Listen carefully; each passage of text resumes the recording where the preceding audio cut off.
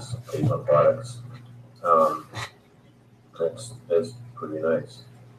Play like Les Claypool. I actually don't follow music that much. I don't keep up with that many names, tanks. But hi, welcome everyone. It's Brian from Captain Savage Aquatics. Just doing a live stream again. Trying to get back on this horse. Thanks again to MrScienceGeek. Hold on. Yeah, MrScienceGeek for stopping over. Yeah, let's get to the stream. Hold on, I gotta pull up the page. Of course, I'm always behind the 8 ball. Stream now.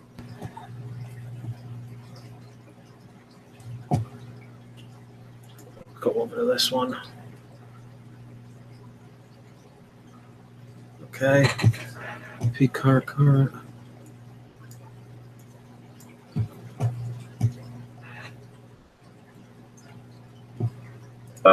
Just gonna finish watching MrScienceGeek's channel.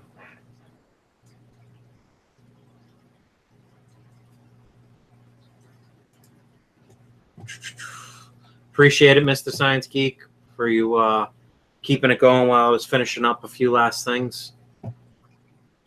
Just opening up the live chat. Give me 1 second, please. Looks like everyone's streaming tonight, huh? Come on, baby. There we go. Let's play that so I can see what's going on. Not to cut MrScienceGeek off. I appreciate that. I will put him in my description. Let's see if I can add it right now. Info and settings. Let me grab his channel.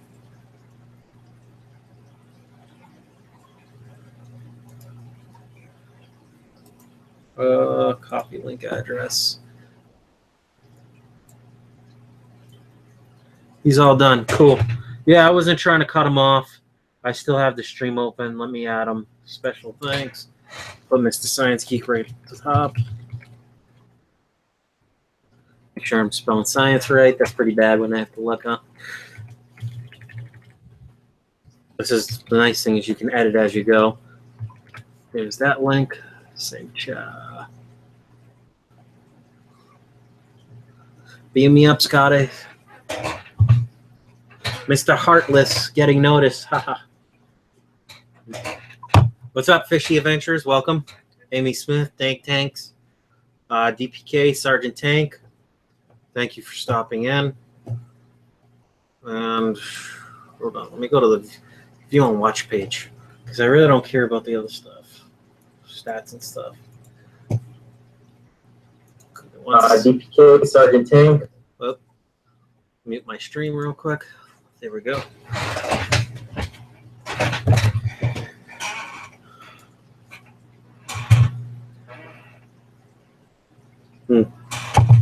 Yo, we on deck. What's up, David? Thanks for coming over. Yeah, hashtag Fish Family.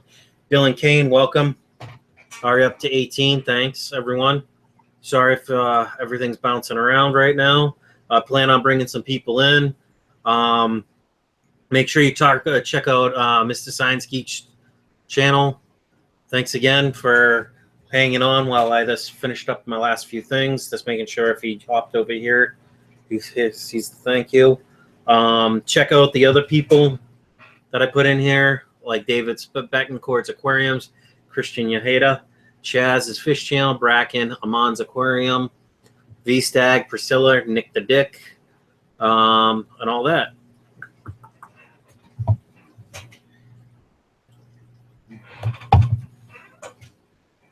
Yeah, I mean, MrScienceGeek, wow, everyone's going live tonight. Holy moly.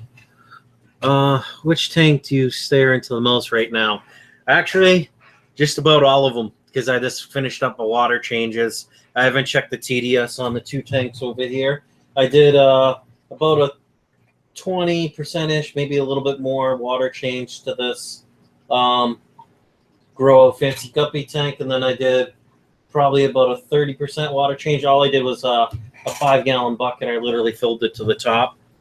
And it's just sitting right here. Let me take this camera. Sorry if it's really, but that's the water. I mean, I probably took a couple gallons out of each. More from the back tank. You can see over there.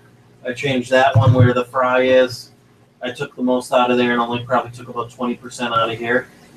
So I didn't want to stress out all my shrimp that I have in there. I thought I lost all my blue velvets from Lucas. A little bit about myself for the viewers. I can do that. Let's see, where to begin. I'm a veteran. Served over in Iraq. I'll always start this. Well, actually, you know what? Let me talk about my fish experience first.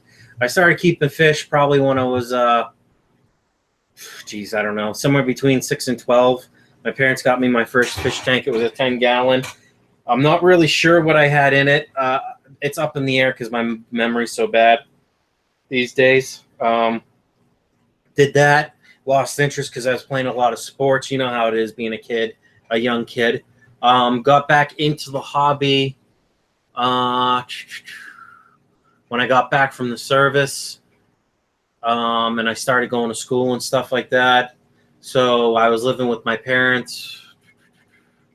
I don't know, finishing out my degree. So I had tanks up for roughly 3 years or almost 2, maybe 3, getting close to 3. I can't remember, to be honest with you. I probably got about a little over 10. I don't know, somewhere between 7 I say 6 and more years experience. I don't know how you would really break it down. Currently at this place, I started fish keeping. I almost have a year here in July, so that's how long I've been back at it full time. I mean, I kept fish while I was living with my mother-in-law when I moved up to upstate New York. Sorry if I'm jumping around. My memory is very horrible, and I tend to do this. So I kept a beta alive while I was living at my mother-in-law's for like 3 or 4 years. Multiple betas because they were for my son, and they ended up always getting left to me. So if you include that with my mother-in-law, because I couldn't keep fish tanks there, I don't know. I couldn't honestly tell you. Let's see. The tanks I got behind me, I got a 125 that's directly behind me. You see where the Oscar's sitting. I got 3 koi in that tank, a high fin pleco, 3 or is it 4 koi? I think 3 koi. Yeah, 3 koi. 1 Asiago koi, that's my son's. A high fin pleco. Got a couple convicts in there. Yeah, I know everyone will say, why am I keeping koi with warmer temperature things? But it's working for me. So, like everyone says, what works for me may not work for you.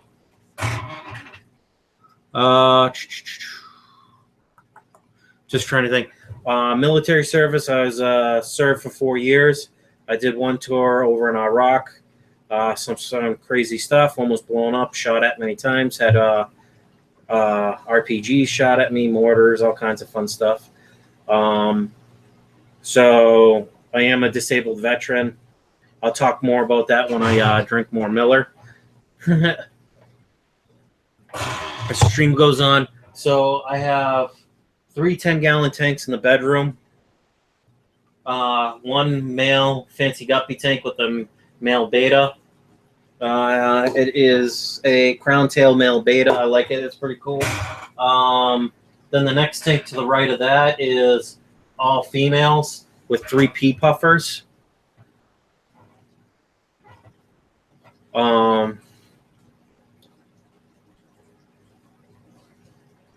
Herbu's Aquatics asked, what fish do I have in the big tank behind me? Okay, if you just joined, I have an Oscar, a high fin pleco, 2 convict cichlids, and 3 koi. One's an Asiago koi, long fin koi. The other ones, I just call them 2 assorted kois that I got at Walmart, because when I started, I told my son he could get something. because he said, "Daddy, can I get some fish?" Yeah, no problem. Huber's Aquatics. So I have my ups and downs. I'm not gonna lie. I kind of am all over the place. Can't keep quick, concise thoughts. So I'll go off on tangents. What I have in the 55 here is I have African cichlids, 4 different types. I got my Texas cichlid in there because it used to be homed in there, but the Texas was beaten up on my Oscar. So I moved it in here, doing fine. I got a hyphen pleco in the 55 African cichlid tank. That I want to say is getting about to the size of the 125. I got 3 rubber lip plecos in here and a bunch of different koi. I can take the camera down later and show them, show everyone. I got pretty much plants in all my tanks, whether it's duckweed. No, yeah, salute the veterans. Thanks, guys. Not that I'm looking for a praise or anything like that. I do appreciate it. So if I ramble and I don't answer your question fully, just re-ask the question, because with my memory, how it is being affected lately, hence why I went to the VA again today. I'm having more and more trouble remembering things, and I don't sleep all that well. But lately, with my depression really kicking in hardcore again, I have been sleeping. I don't really consider it sleep because it's such a light sleep. It's not like really fulfilling. If anything, it makes me more tired. So the last 2 weeks, I haven't done any water changes. Unfortunately, I lost one of my male guppies. That's the only hit that I really see. But I have snails in all my tanks. Usually snails and other things like shrimp will take care of any dead fish fairly quickly. I believe in having a complete planted tank if possible. Most of my plants are floating. I do have some stuff that is planted in the substrate. That way, if for some reason I'm having one of my downtimes, the plants can kind of keep things kind of level. I mean, in 2 weeks, because I hadn't changed the tanks to squeeze the sponge filters, total dissolved solid topped up really high. And I could show that later if anyone's interested in the spreadsheets I keep. I can show you the spreadsheets. I know people kind of get boring. Hi, Island Queen. Sorry if I didn't say hi.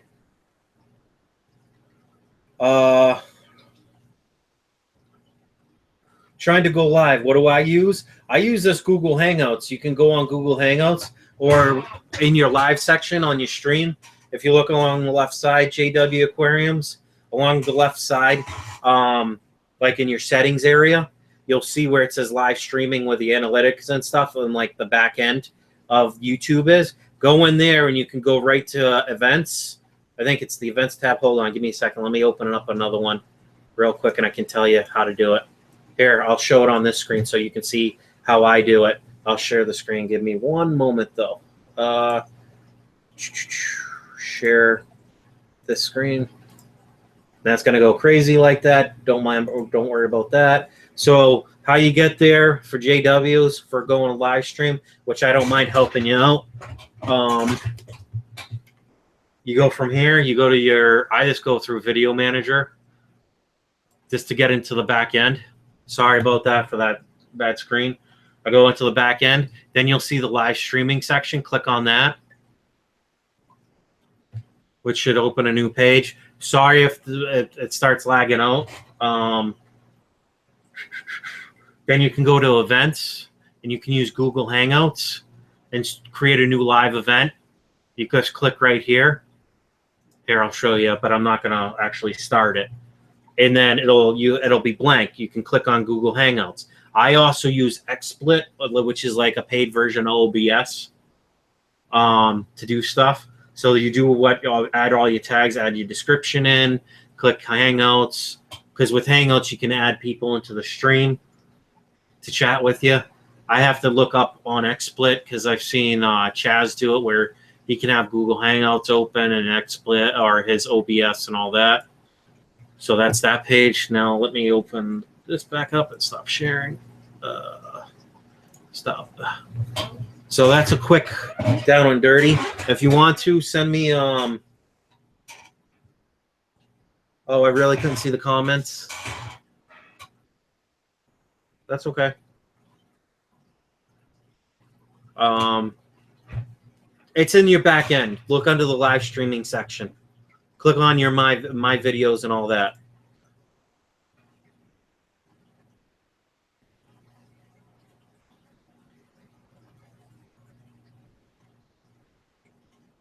Ridiculous Fish Adventures at Captain Savage Tanks. I feel you. I most likely have PSD, post-traumatic stress disorders due to childhood abuse, etc. I'm having a downtime currently, issue with my partner, etc. I'm sorry to hear that, Ridiculous Fish Adventures. That's what I have. That's my biggest issue. Plus, I'm fighting with the VA to get a TBI claim because literally there was a grenade or a mortar that blew up less, like 10 feet or less away from me, 15 feet or less, where most things have a 15-meter kill radius, which is, I think, 45 feet. So I felt the frag, felt the heat, had a second or third degree, like almost you want to call it heat burn, probably second degree. Luckily I had my MOP suit, which is a chemical suit on, which helped stop some of the frag, but it was pretty bad. Yeah, I would say you could have post-traumatic stress disorder. Nothing's wrong with that. Me and my wife separated we're separated. Just trying to think. This year would make 10 years if we stayed together, but was currently separated. It's tough. Best of luck with that, though, Ridiculous. If you want to hit me up later and PM me, I'll chat with you later, or I can hook up with you on Google Hangouts if you want to chat. I have no problem talking to anyone. JW Aquariums. Okay, thanks. How do you put it so people can comment on Google Hangouts? What do you mean Google Hangouts? You can comment in Google Hangouts. You don't have to use the Hangouts itself. You just comment. They commented in the chat. So what you do is you open up your live stream. Like when you go live, there'll be another section where you can view watch page. Go to the view watch page and you can see your comments, because that's what I'm doing. Here, I'll share that screen with you so you see what I'm talking about. Share screen 1, which will look like what you're seeing. So this is screen 1. This is what I'm viewing. So if you can see my cursor right here, it's right in here, okay?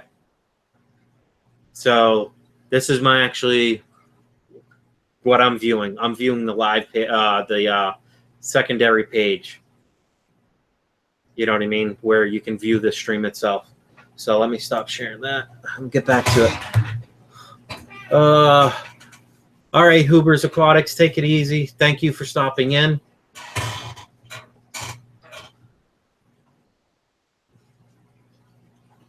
Appreciate you stopping in.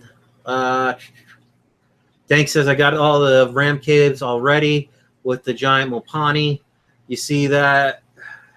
It's Dave, like 2.5 feet long and as wide as the tank. Got behind it, filled it up. Gonna do a wall of crypts behind it. Yeah, I'll have to check that out, Dank. That sounds awesome. David Betancourts says, ridiculous. Life isn't easy, but yeah, you're a pleasure to talk to and interact with. My prayers are with you, bro. Yeah, exactly. I understand bipolar disorder. I deal with people at work that have bipolar disorder. I understand. I work with the disabled community. It makes me reflect back on my own issues, thinking it's not as bad.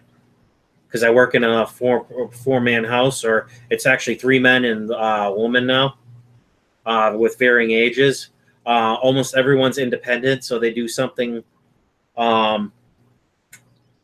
You know, let's see, two of them go to work, one stays home. I don't really want to get into what's going on with them, but for the most part, everyone's independent, but people do have bipolar disorder. There's all different types of disorders I've dealt with. I've been whacked, I've been hit, been spit on, bit, kicked, punched, whatever you want to call it. So I feel you. Good luck with that. If you ever want to chat with someone, just hit me up. PM me on YouTube, and we can, or you can look me up in Google Hangouts. It says Captain Savage Aquatics. Let me actually post the link since I've been blabbing for about 20 minutes now or more for anyone that wants to stop in. But I'm going to try and keep it on topic tonight with just talking about fish, doing updates, things like that.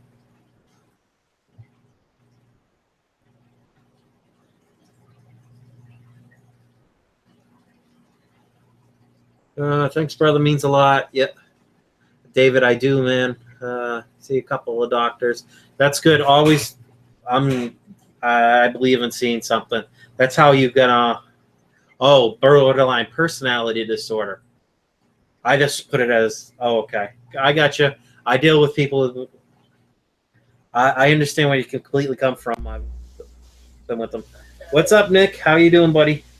I'm doing all right. I'm just taking some water over to have it tested for the hardness, because I think I'm having a hardness problem.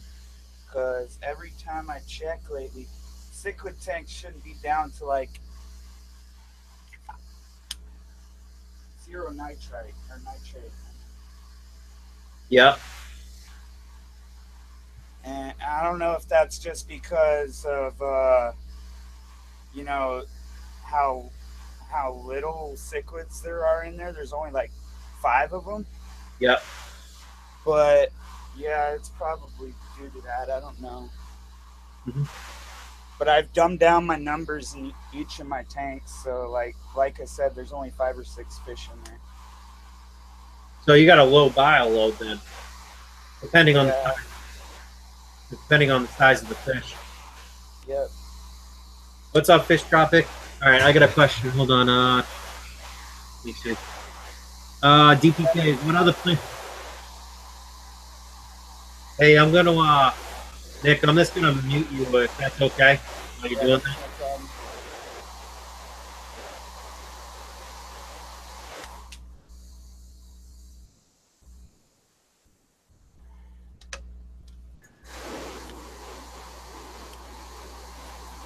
There you go. Sorry about that, Nick. Just takes it off me. The next plants I want to get some Val for my 125 behind me. I want to start to get into medium to high light plants. I want to try. Let's see. Yep, fish is here.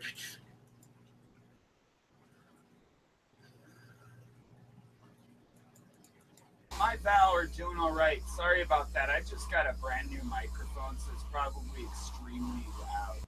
It's okay. That's fine, Nick. It's just I don't know what you were. I'm not sure what you were doing.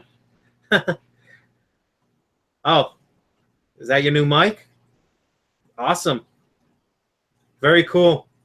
The snowballs are awesome. They work really well. I got the big mic myself, Nick. If you look at this. That's my mic.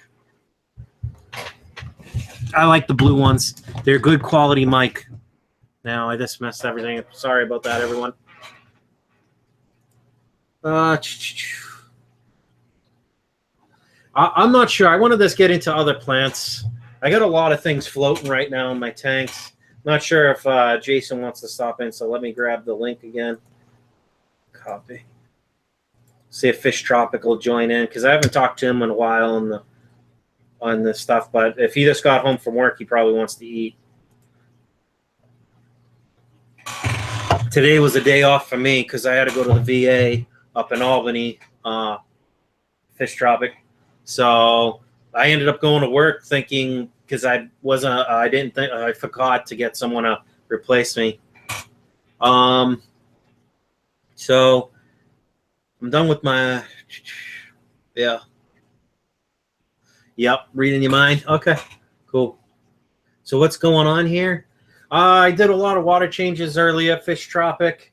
I did 2 separate live streams. My phone started overheating, so which it'll do that after a while of streaming from the phone on Camerify. So I changed all the waters in every tank. Not so much in the breeding tanks or the one with the most of my shrimp in it, because I don't want to hurt the shrimp. I moved a lot of plants out into different tanks today from the Fancy Guppy grower tank. I found a ton of red shrimp. I actually found a lot of my blue velvet shrimp. So, yeah. They were all up in the thing, so I have a funny feeling some of the fish, bigger fish like my Oscars and stuff, when I put some of the duckweed and some of the bigger water sprite, or if it was wisteria, I'm not sure. I think it's water sprite, because that's the one that, what's his name? I can't remember right now. Says is like a mother plant, so I just cut some of the mother plants off and put them in the different tanks. But yeah, I'm running over to the nest, so I'll be back. Okay, no problem. Thanks, Nick. Frank Morrow says, just discovered a bunch of little shrimp-like critters in my Java Moss tank. That's cool. Did you ever get shrimp in there?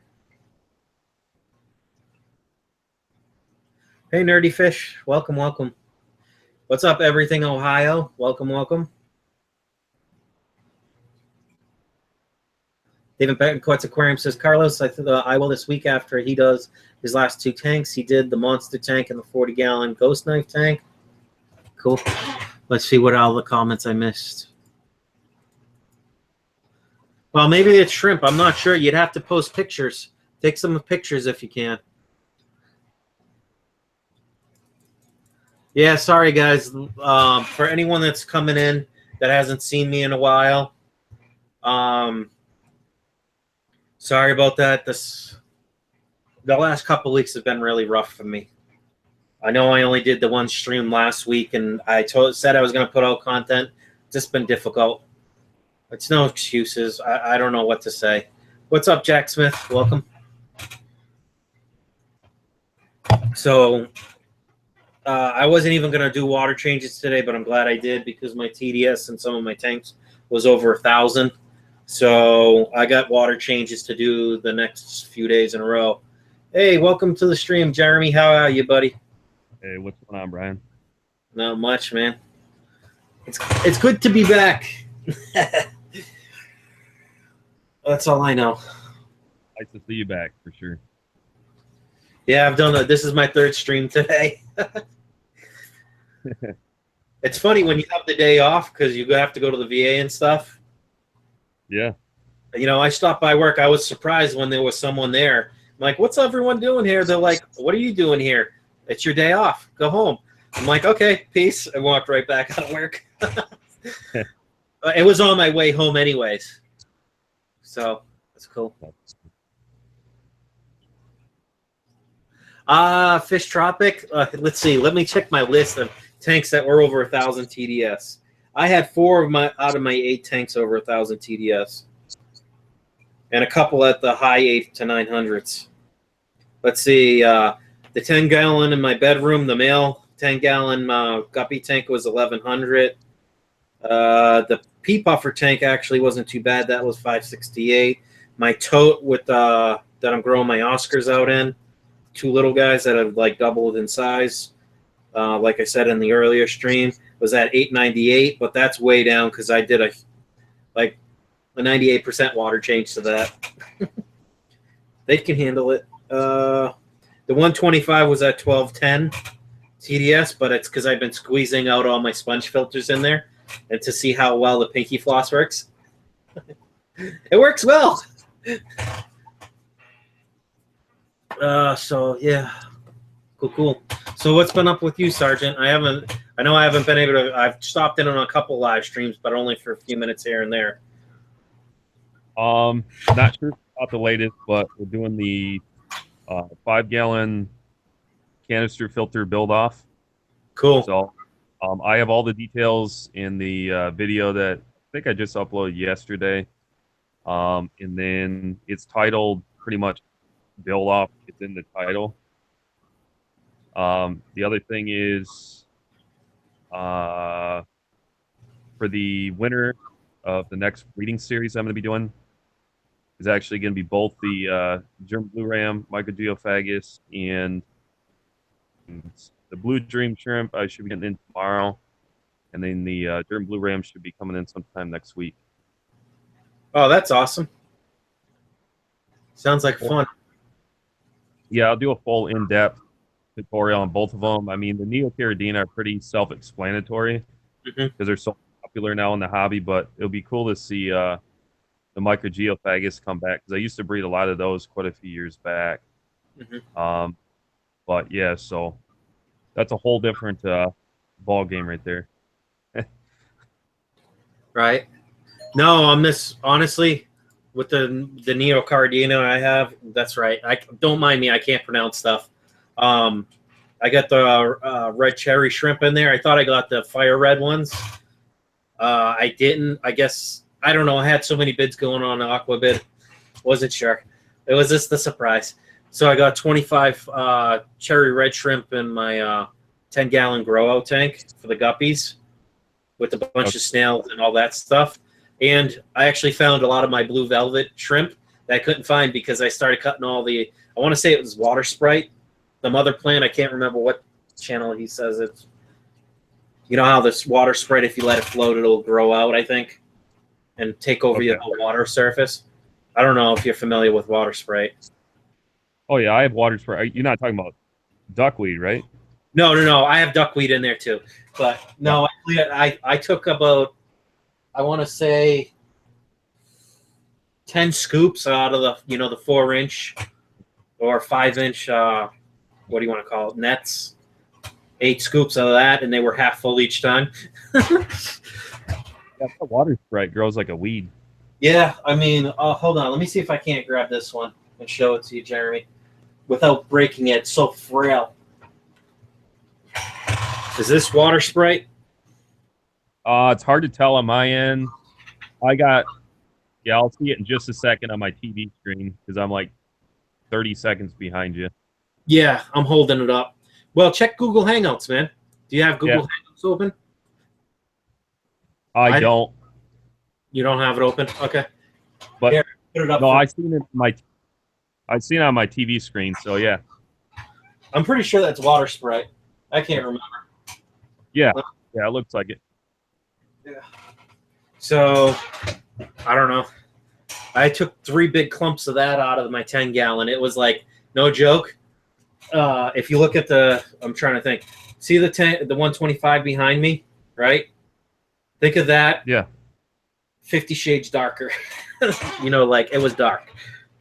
The light was still penetrating because those LEDs that are 1100 looms were still pushing through. You know what I mean? But if you could have seen it when I first started and the difference now, hold on. It was like, hold on. You know what? I'll just grab this camera and show you. I think I got enough length on it. Let's see if it'll focus. See the tank to the left, how clear that is? Right? When it comes up on your screen. That tank, I know there's a lot of tannins in the water because I have a lot of, I have a pretty big piece of driftwood in there, among other things. No joke, that tank was probably half as lit as it is now. That front on the black stand right there. Looks nice.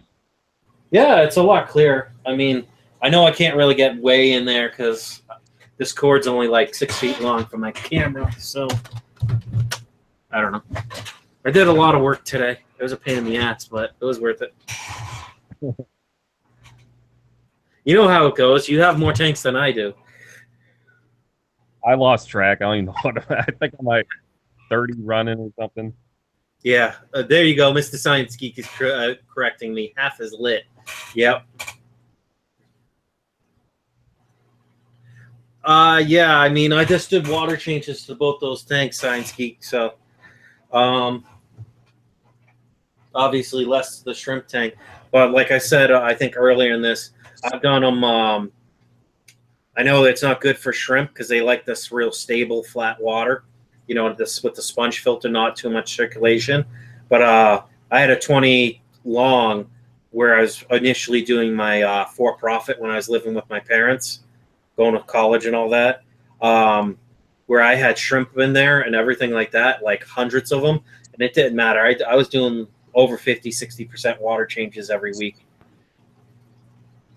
I didn't see the population boom after what was already in there. So hopefully I don't mess with them. I want to try and get those to breed out and maybe sell some of them. Or feed them to my Oscars or the pea puffers. Sorry, I don't mean to take over the conversation, Jeremy. Oh no, you're fine. I just enjoyed listening and Chilling. I like having people here Yeah. where you can interact besides the chat. So that's the last 2 streams I really didn't Sure. get into this.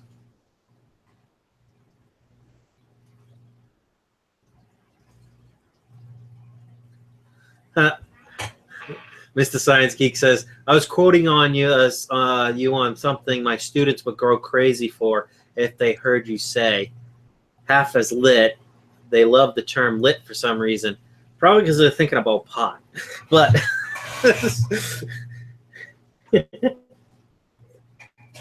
or there's a lot of new other apps out there that I'm part of or whatever. Social media things where it's like you're lit. They try to get lit with more and more people in the chat and, you know, thousands upon thousands of people in a chat or something like that. Can't remember the software. I haven't used it for months, so.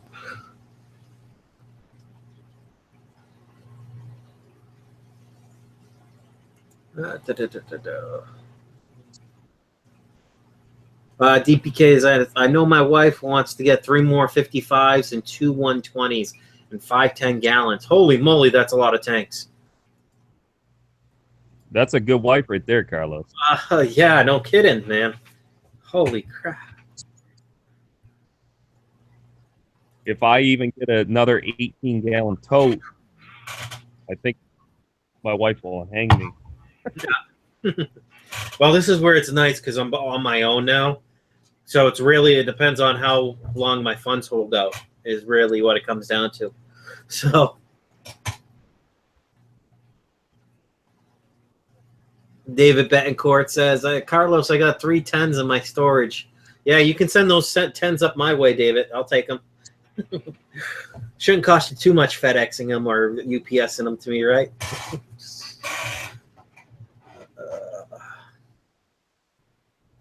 My wife says no to all the time to more tanks. So as long as I find old free tanks, I'm good. Yeah, most of my tanks, besides some of the 10 gallons, are used. I mean, my first original 10-gallon that I got, my parents got me when I was either 6 or 10 years old, somewhere in that age. I can't even remember. I probably said so many different ages by now, anyways. I just got to fix the one of the panes broke when I moved it from my parents' house. So that tank's like, geez, I'm 36 now. So if I got it when I was 30 years old.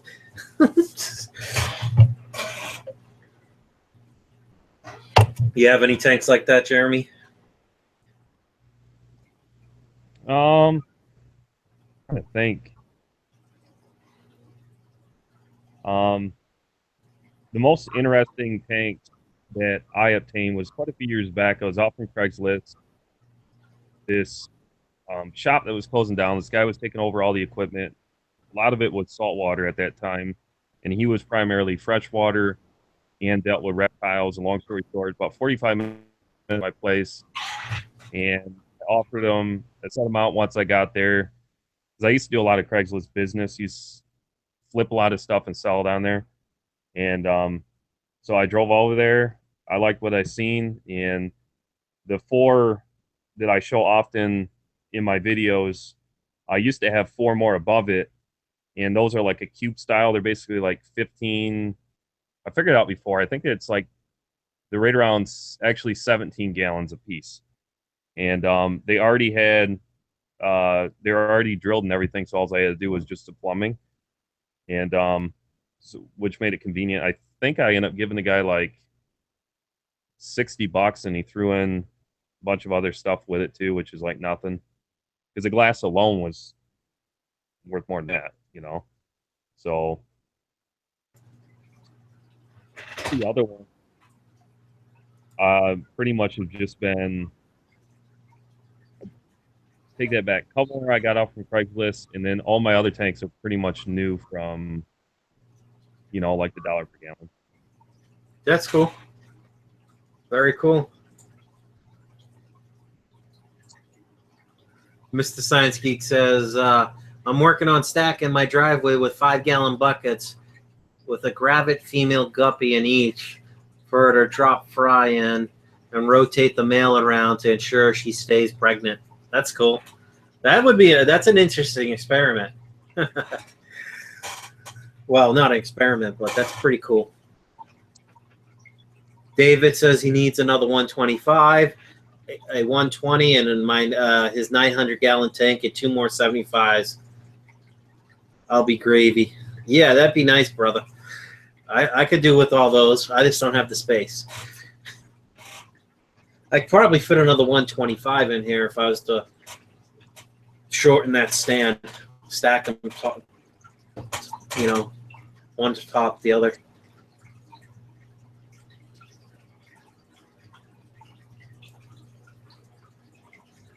Well, as long as I get my wife here, her parrot cichlids tank with some specific and African cichlid, she will be happy. Cool. Yeah, that'd be a nice tank to look at. My parents tried to pawn off on me their big parrot cichlid that I told them they'd have to get rid of in the 20 long that I did all my fish for or guppies for profit out of, or fish for profit at my place. The thing just used to chase all the glowfish around. They like the glowfish for some reason.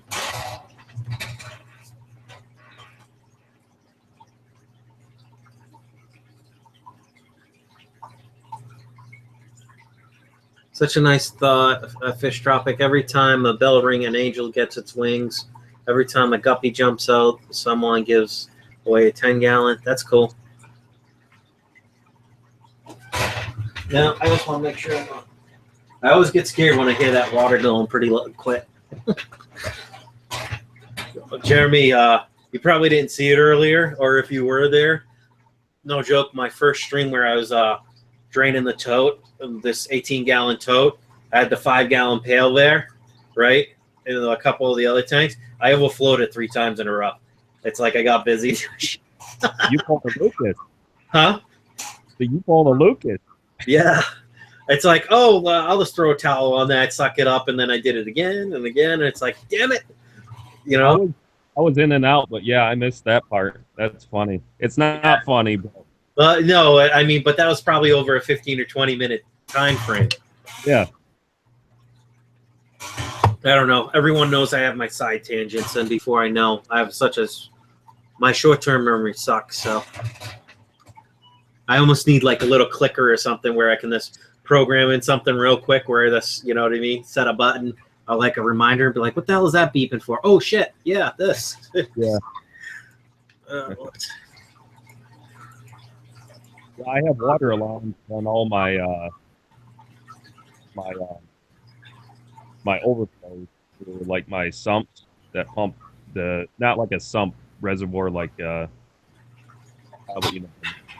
something with a pump in it. Mm-hmm. I know what you're saying. So you got the alarm or whatever that goes off. What I've been thinking about doing is I can fit another 18-gallon plastic tote right next to this one that's clear the same way. I'm thinking about this running a bridge across the two, or this have another small overflow pump. Give me a sec. I really don't want any more water on my floor.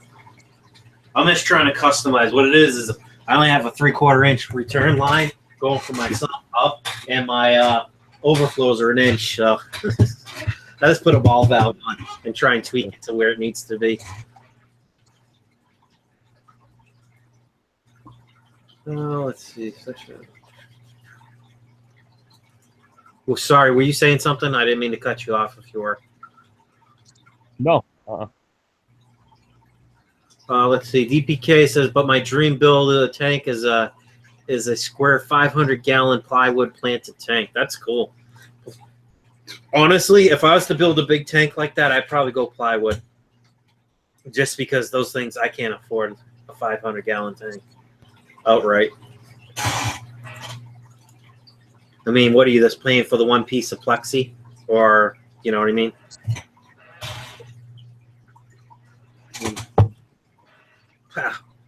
Duckweed challenge.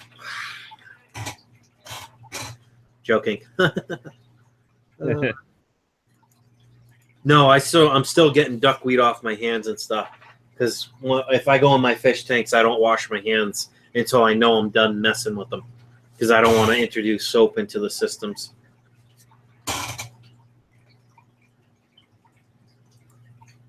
Let's see.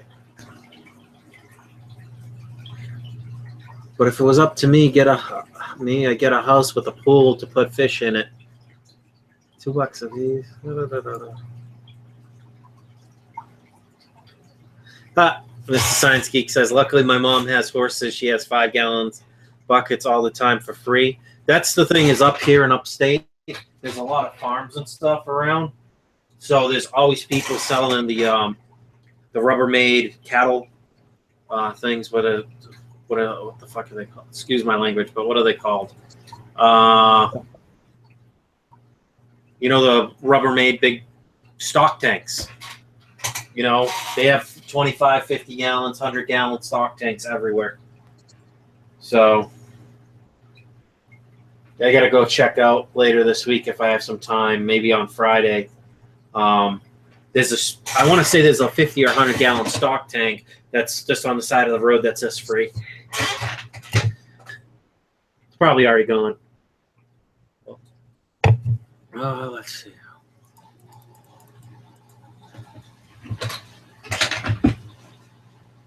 You know, at this point, I think I'm just going to open that up, and I'm just going to turn this down. This is what the game I do for about an hour until I can get everything customized again.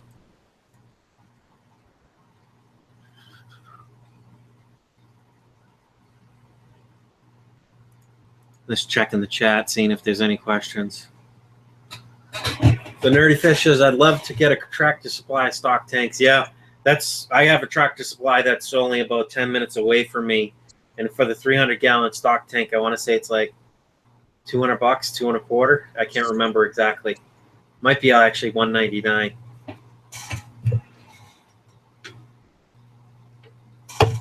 But I've been thinking about getting the galvanized stock tanks too. I checked. DPK says, you had a question? What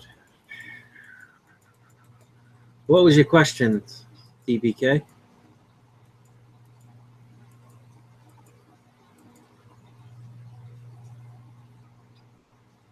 All right, David. Thanks, brother, for stopping in. Have a good night. Enjoy your sleep. Oh, okay. DPK asks, any plans for making a brackish tank, Captain Savage and Sergeant Tank? And if yes, what fish would you guys get? If I was gonna, I'll answer this first, if that's cool, Jeremy. Mm-hmm.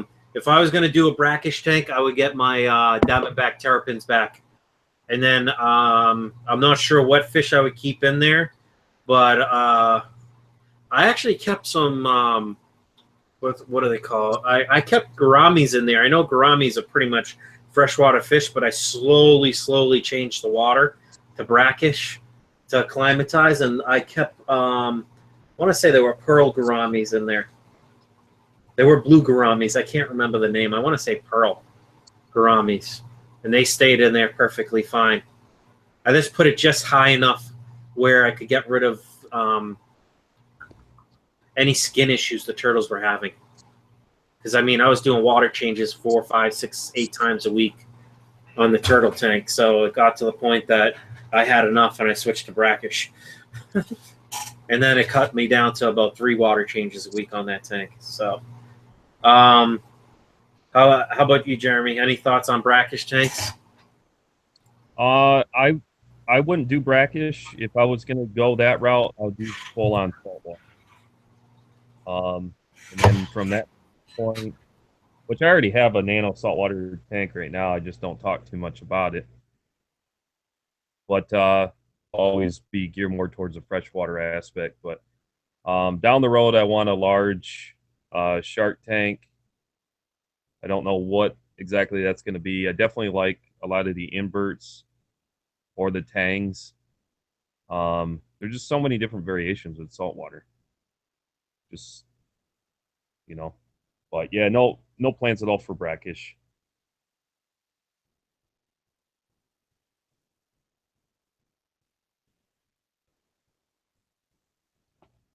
We'll have to ask Nick that question too.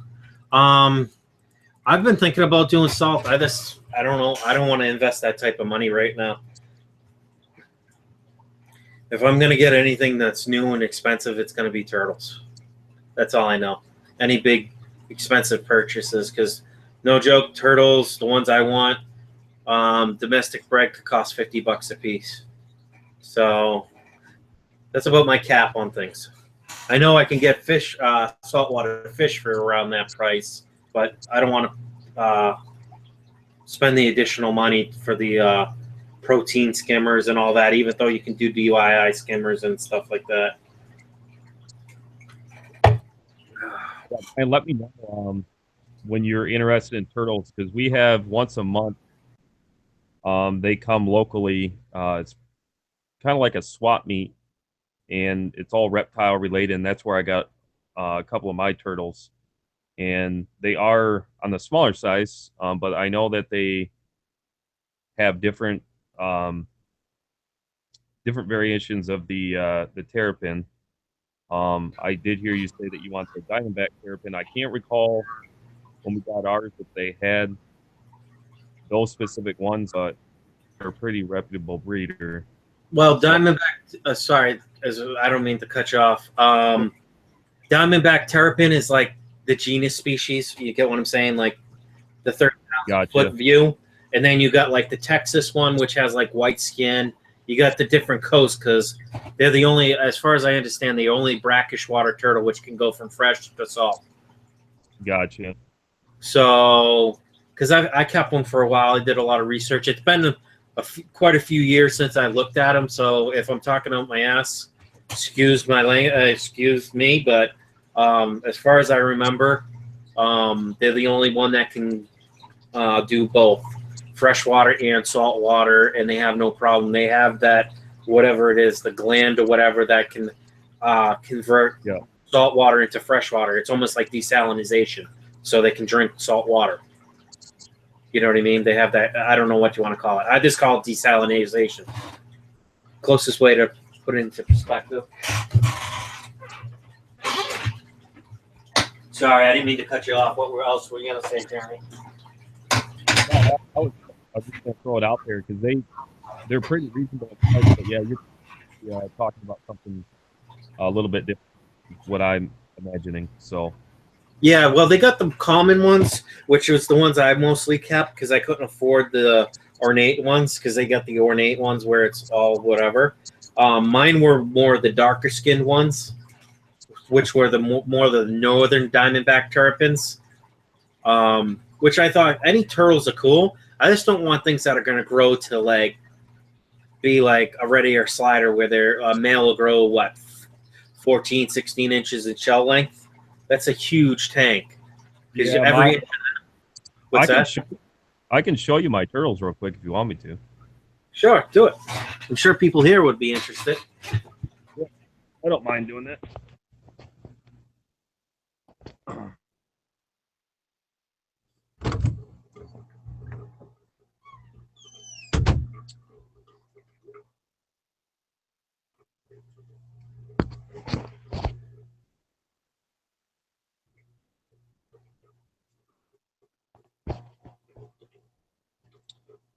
All right, this is going to be, let me flip my camera view here.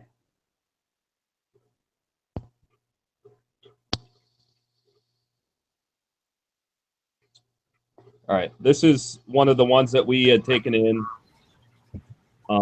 These are all going to be females. It's the red-eared slider, so I'll wait for her to pop her head out. That's cool. I woke her up. And that's one you recently got? No, we, my brother-in-law, contacted me. I don't even remember when we were taking this one in, maybe 3 months ago or so, and said, "Hey,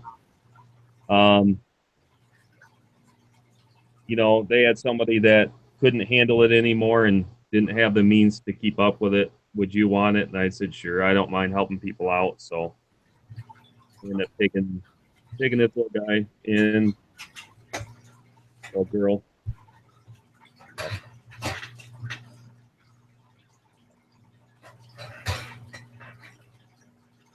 That's Yeah, cool. she'll pop right What is that radiator slider, the female, about 8 inches? 10? Or is it no? No. This is a juvenile. I'll show you the big one, Dum Dum, in a second. That's the big one. She is probably pushing 18 inch mark. And then this is your terrapin. This is another. It looks like another female. I think they're all females. Let me get better lighting here. This lighting is horrible. That looks like a 3 or 4 inch shell. Live stuff, people. Don't worry, I caught it. Honestly, no joke. My terrapins. I have the one that was from the wild that I actually got, and I called the wildlife people, and they said to keep it. That one was the master of getting out of my 40 breeder, and it was like a 6-foot drop, no problem. Handled it every time. Oh yeah, yeah. I've had my big one get out about 3 times, and then I had this other one I just showed you. The first one I pulled out got out one time. I had no idea how in the heck that thing got out, but it did. But I did figure out how the big one kept getting out. Hey, sorry, I'm screaming at my dog. No, you're fine. So She found my son's pencil that fell on the floor, and she likes to chew them. I can grab this smaller. Oh, this is another red-eared slider. Yeah, I was gonna say that looked like a red-ear slider right there. So that's what, 3 inches, 4 inches in length? No, that wasn't the one I just showed you was a terrapin, the small one. And then let me grab this guy here. Swam away. It went to the back. I won't be able to reach it. Yeah, she's like, I'm not gonna poke my head out. I don't want to cooperate. Let me turn the lights on here real quick, and then I'll show you the.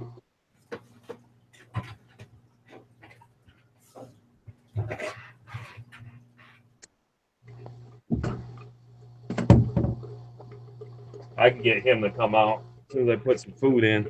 Yeah. He's very personable, or she. I keep saying he. Yeah, she's spoiled. That's okay. What size tank is that she's in? This one right now is just a temporary. This is a 40 breeder. It's on. I'm probably replacing about 150 gallons of water every day in this thing. Yeah. I was going to ask you, how many water changes do you do a day? Yep. It's on a continuous drip. Oh, okay. I'm going to move her out because we had rehomed her too. I've had her, though, for quite a few months. And when we got her, she was probably about half the size that she is now. Okay. But I'm going to hopefully get a stock tank, and I want to move these guys outside for the summer.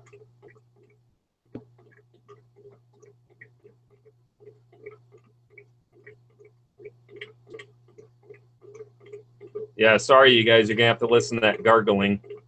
That's my overflow.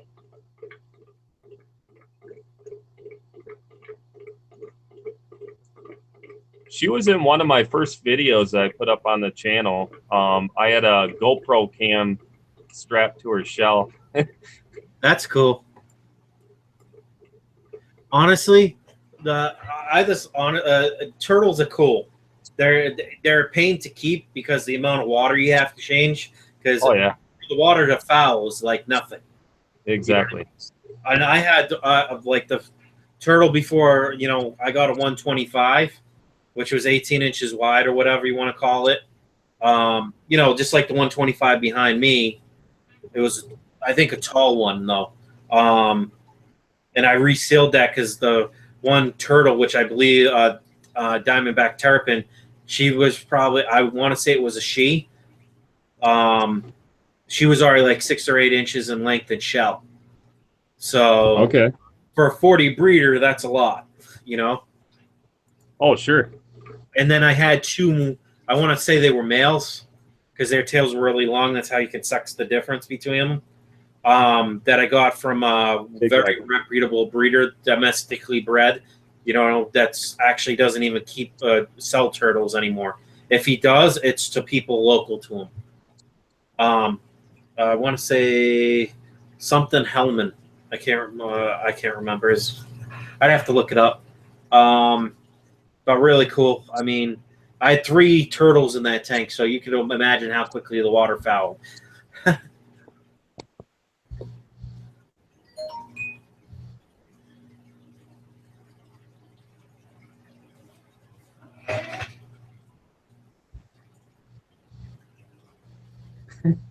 She's like, I'm gonna grab your finger.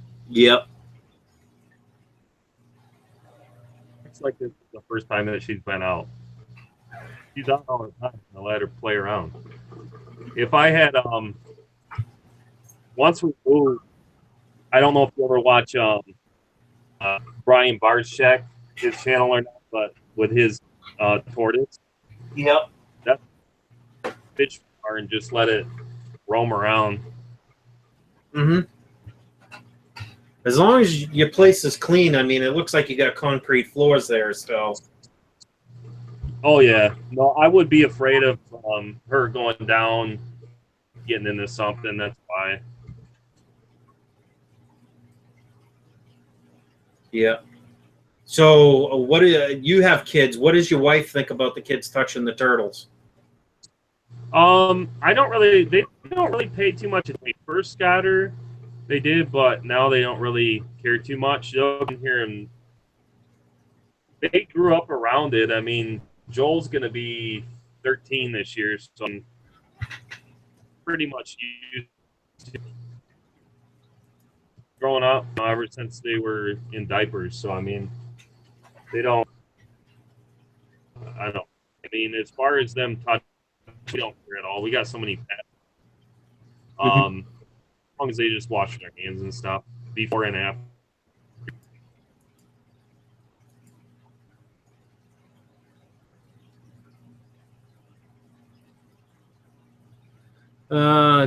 Jenna Tucker, hold on. Start with bigger tank. Oh, okay, that's a conversation. Hold on.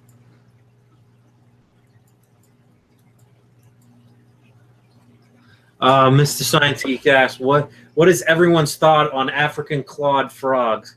We'll keep it on its own since it eats fish eats small fish or fish small enough to keep it with bigger, peaceful fish like goldfish. I think that would work. All the time. I mean, obviously, if there's fry in the tank, they're gonna get gobbled. Just like if my females are dropping, with the pea puffers being in there, if they can hunt it and it can fit in their mouth, just like everyone says, if another fish can fit in another fish's mouth, they're gonna eat it. You know. I used to keep one of mine with my bait. Well, you'll have to say that again. You cut out. Advised, just like that last turtle I showed you, the big one. I had that with my African cichlids until I caught it in the morning one time, trying to destroy one of my Pseudotropia. So that's why he ended up getting moved. Yeah. Now, don't get me wrong. You can keep fish with turtles, but eventually the turtles typically wake up quicker than the, in my experience. Once that light's on, the turtles are going after the fish before the fish can wake up. And that's when fish get gobbled, if they can get them, you know? Most of the time, I kept bigger fish with my turtles, so they want, you know what I mean? Turtles kind of have the same idea, hey, this thing's as big as me, I probably should leave it alone type of mentality initially, in my experience. Oh yeah. Let's see. I want to make sure I'm not missing questions. And like I said before, guys, if I miss your question, just re-say it again and put the @ with me, and so it'll show up in red or orange, whatever the hell that color is. I'm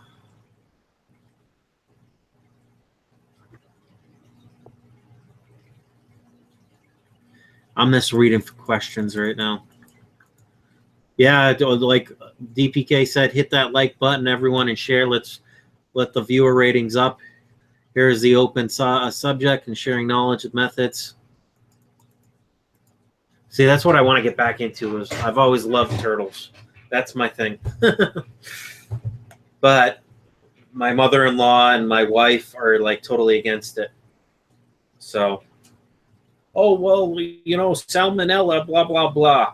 Honestly, there's more salmonella in the environment than among the turtles. The only way the salmonella really builds up is if you got a really, really dirty tank.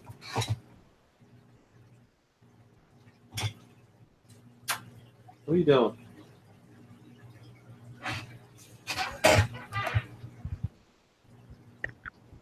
Alan Queen says, I'm setting up a tank for my frog too. Finally found a tank I like for it. That's cool. I've kept frogs. I don't know. What are the frogs you get from like PetSmart or Petco? They're like the gray looking frogs. Are those the African frogs? Or are those a different type of frog?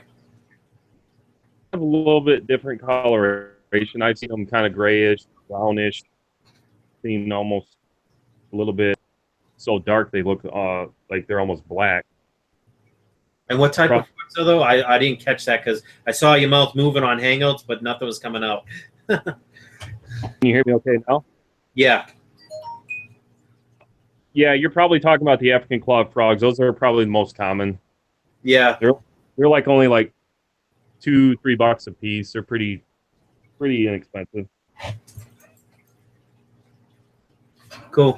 Yeah. We used to get them and put them in the fish tanks too. And those are the ones that'll spend most of their day on the bottom and then go to the surface to get air. You know, right? Like I think most frogs do that anyways. Yep. The person that says the for the water sprite, the mother plant, he likes to call it Dan Hitchu. If I don't know how to pronounce his last name, Dan H.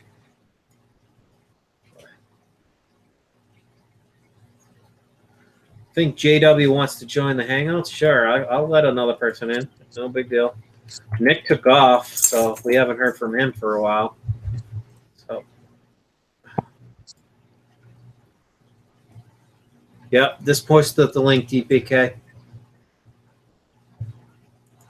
Well, Mr. Science Geek says, you can get salmonella spelling from anything egg laying. You can get it from chicken eggs, so I think that's a lame reason not to keep the turtles. My mother-in-law was trying to tell me that they could possibly have a lot of other diseases and problems with them.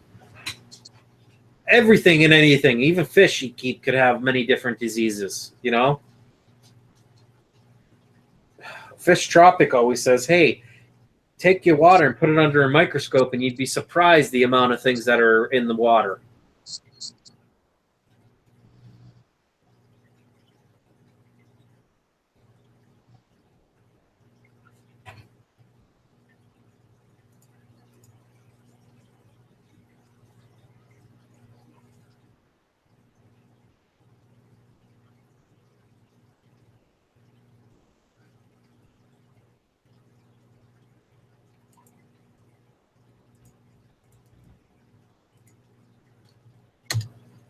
There's the Google Hangout link again. If you're saying anything, Jeremy, we can't hear you. What are you feeding your gouramis? Or your parrotfish, I mean? Yeah, this is South Central American Cichlid tank. I got my rainbows in here, Severums, hybrids, ghost knife, cat, which is the boss of the tank. Hi, Bookshelf Aquatics. Welcome. That's cool. Yeah. And these are Go ahead. These are African cichlids here. She's holding again. This is my dominant, one of my dominant breeders.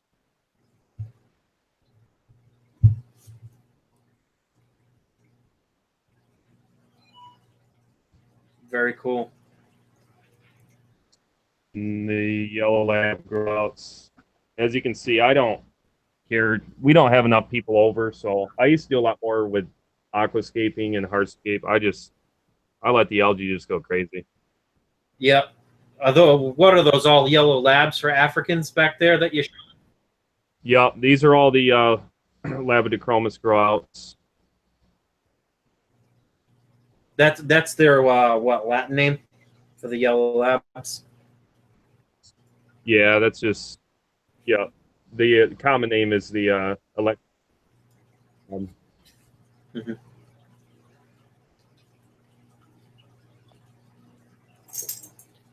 There you go, Roma Aquatics. I modded you so you can put that picture in.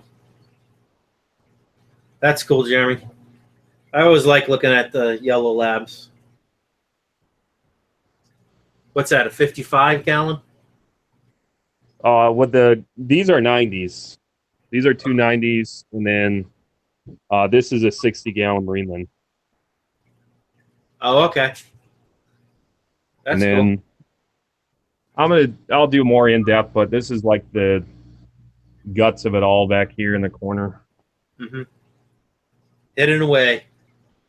Then I got the quarantine under there, and then this tank. It's a 20 long. It's got more of my strains of the Neocaridina cherry shrimp. And then this tank here will be for the the Blue Dreams. I'll put together a trio of the Ancistrus breeders for somebody in this tank.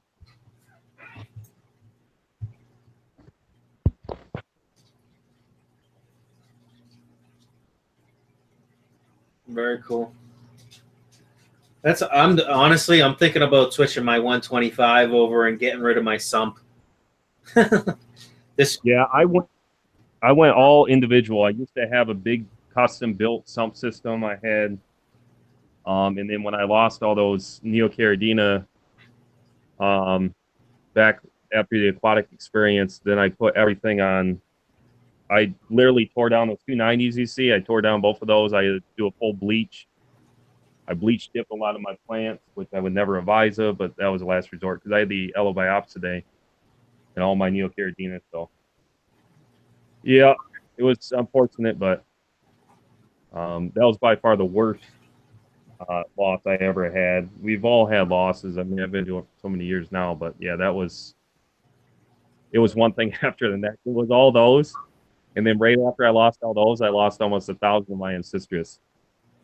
Ouch. All at the same time. It was just one thing after the next. So, yeah, that's why I end up. The very first video I put out was of L.R. Brett's shipment. That's why I had to start over because I've been breeding Neocaridina for over 10 years. And I pretty much because all of my dominant breeders were part of the loss. Funny by no means, but it was just like, yeah, I was to the point where, like, do you cry or do you just laugh about it? There's the doggy. Yeah, this is our latest. This is Maya. She is nothing but a puppy. She's already 94 pounds. Not even full grown yet. Wow. That's what Molly is. She's like 90, 94, in the 90s. She doesn't look that big, but she's thick. She gets away with everything. Mm-hmm. Come here. Come here, Max. Yeah, Max was just hospitalized last week because of his, I think I mentioned that before. He has Addison's disease, so he had, so they had a, he'll just stop eating, and once they go into a crisis, because he's on steroids every day, and we have to give him an injection, else he wouldn't survive, because they'll just, their kidneys will just shut down, and they'll stop eating and drinking, and so, but he's good now. That's good. But I always thinks when a pet, you have to do all that for a pet, but it's worthwhile. Oh yeah, they're like kids to us. Mhm. And then this is the house right here.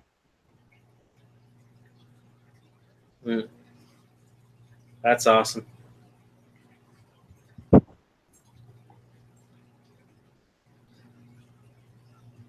Yeah, see, Molly wants my attention. She wants to go outside because she probably hears deer outside, but I don't let her.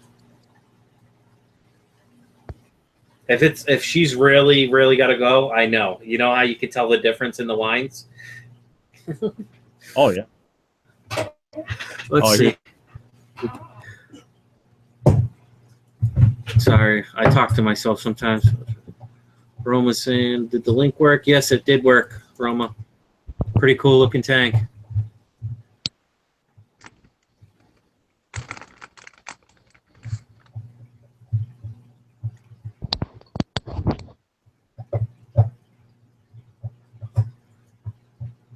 Get all the dogs moving around now, huh?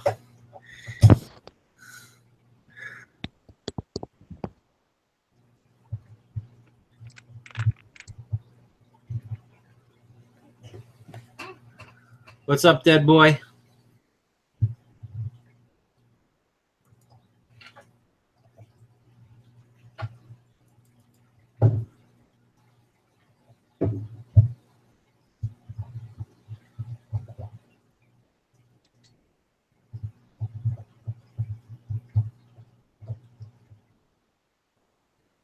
You know, it's kind of interesting. I broke the tube to my long tube for the Python that I run for the deep tank off of Molly's butt or whatever. I don't know what happened. It just jammed and shattered. It was one of the brittle piece of plastic, obviously.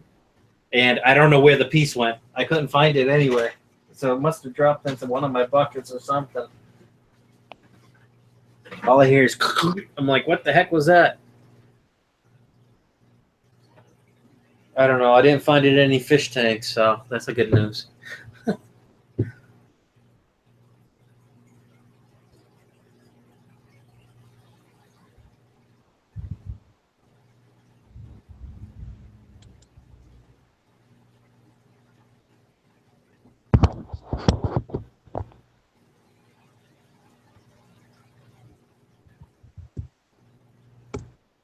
Something for you, ridiculous fish adventures at Sergeant Tanks. Luckily, I found someone selling longfin plecos 10 minutes away. I hope they have bristle nose.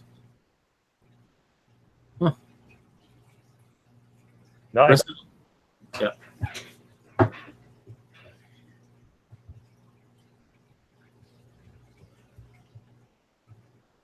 Ruru asks, Sergeant Tank's dog? Yeah, Sergeant Tank has multiple dogs. We've got multiple pets. Mm-hmm.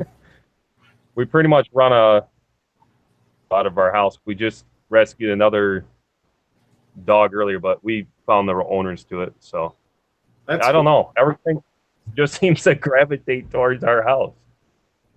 So as long as you can afford to keep them, that's the main thing. sure. Hey, do you care if Joel shows something? He's all proud of.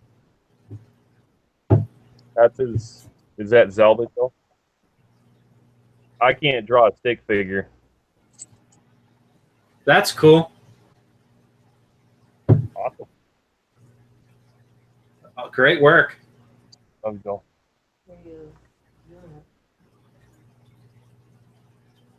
Well, I'm just watching the live stream because it's so delayed. Sorry.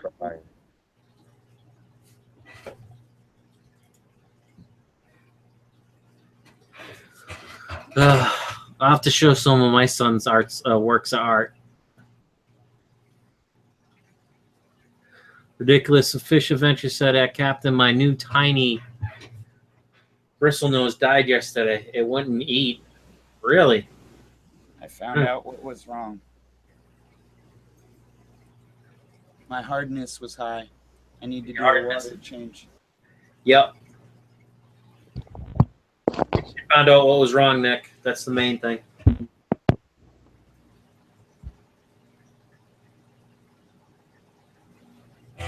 And the puffers were just hungry. They ate they killed each other because they were probably hungry. And the reason that happened is because my nitrite spiked, like I said. And then, it's funny how right after they died or they were dead, how I take them both out of the tank and the nitrite level is like nothing. Wow. Mysteries of fish keeping. Yep. Well, decaying fish increases nitrites very quickly. And the Although funny my thing plants is I just checked the tank like a day or so ago, and you know, somebody was telling, or the person at the fish store was telling me, you know, it gets hot in here, so like at the store, because of the humidity, they think that maybe that might have been what killed them. Like it might have got too hot in the garage here and the air conditioning didn't kick on or whatever the hell. But that's the closest to answer I can get.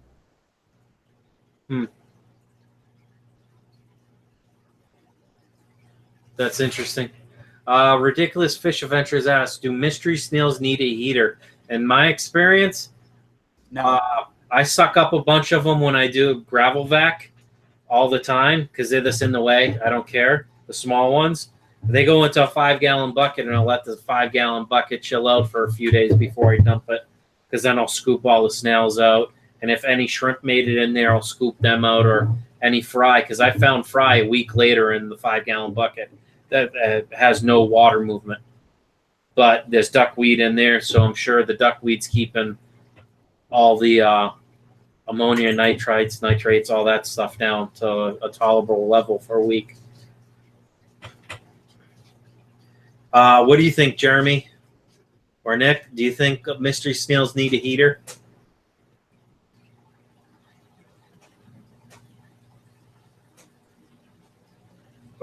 No, they do not. That's my answer. No.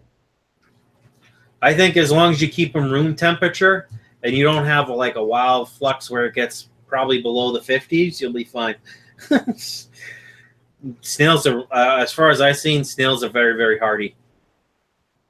Now, to promote breeding, because of my setup, I keep those as a community with some of my sister scroats, because you definitely want some humidity for the incubation period, more or less. As far as grow ups, I keep a lot of them just at room temperature. Yep. For the juvie.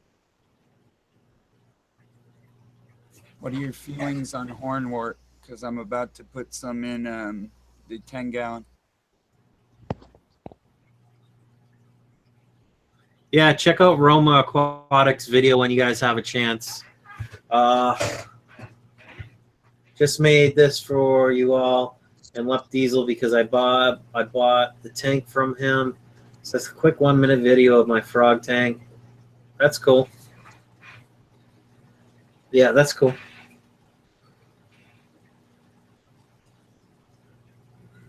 You guys mind chatting for a couple minutes? Obviously, Molly needs to go out and pee or something.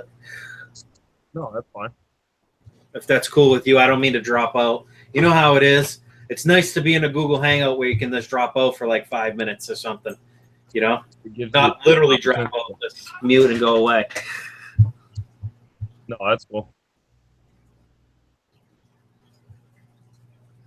Oh, look at that. Brackon's here. The party can begin.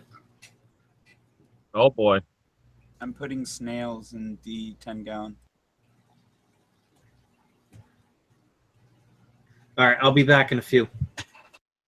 Sure.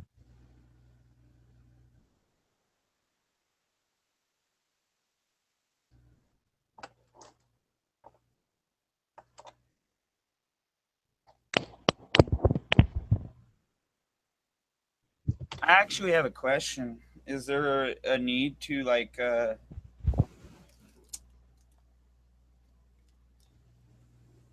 be weary of putting this in right away, or do I need to acclimate it? Or... What is that there, Nick? Sorry. It's just some porn work. Right. Yeah. Where did you get it from? LFS. I mean, it's not. Doesn't look like it has anything on it. If you're concerned about snails, I mean, if it were me, I would probably quarantine it, but you don't have to do that. The naked eye doesn't really help, but for the most part, I don't see anything bad with it. I don't see any dead parts. Maybe rinse it. Is the only other suggestion. Yeah.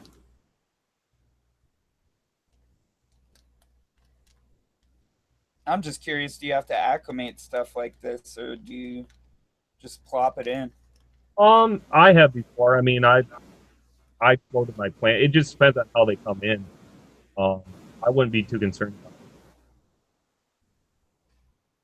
Never had. Because I find with most plants, they're gonna probably die off a little bit, but it should bounce back. Mm-hmm.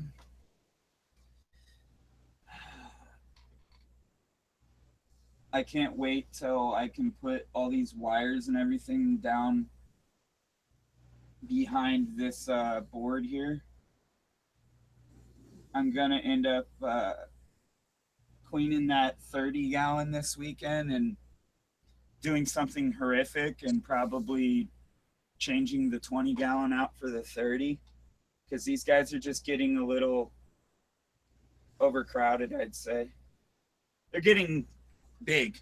Okay, so like my puffer, I mean my cichlids are. Jeez, dude, I get you're the dominant male in there, but doesn't mean you need to pound her like piece of meat.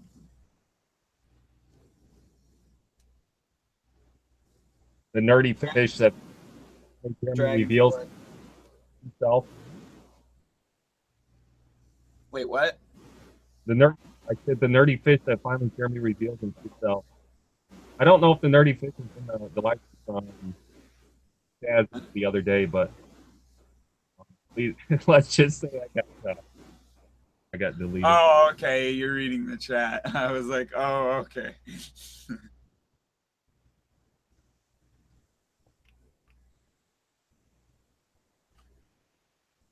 Brackon says that people with a high-tech setup, they do quarantine plants and bleach them. If they see problems, they come into their disability. Cache, I concur. See where that would be. Is it on this tab? I'll be right back in the stream. That's cool. Because it tends to lag if I have it on a browser and not with the app. I've noticed.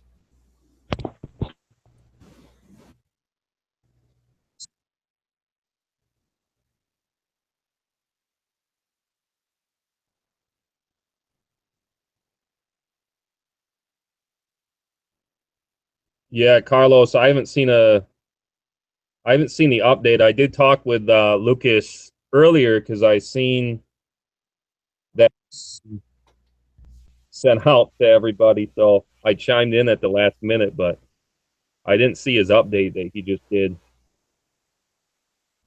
Do I want to know, Carlos? I mean, how's it going with that medication that he got in the mail and did? No, Island.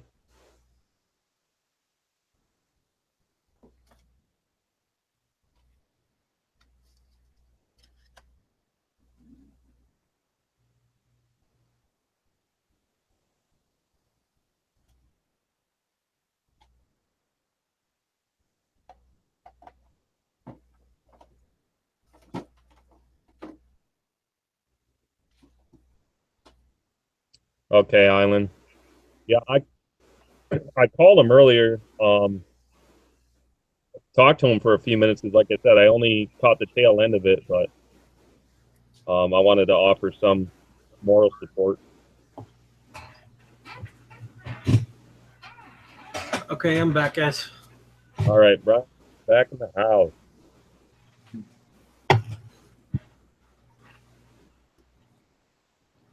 That was very fishy tasting.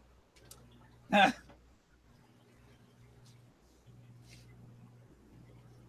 to make sure it was cleared though before I do a water change. Let's see. Did anyone answer Brackon's question yet? Puffers. What's so great about puffers?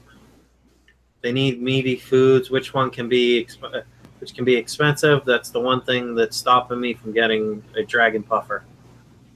I'm sorry, Jeremy. Were you going to say something? I would say that's a simple answer, Brackon. Corey and Bob both have puffers. Gotta get a puffer. Me personally, I'm starting with pea puffers first because I know those like bloodworms. They'll pick at snails, which I have a surplus of snails.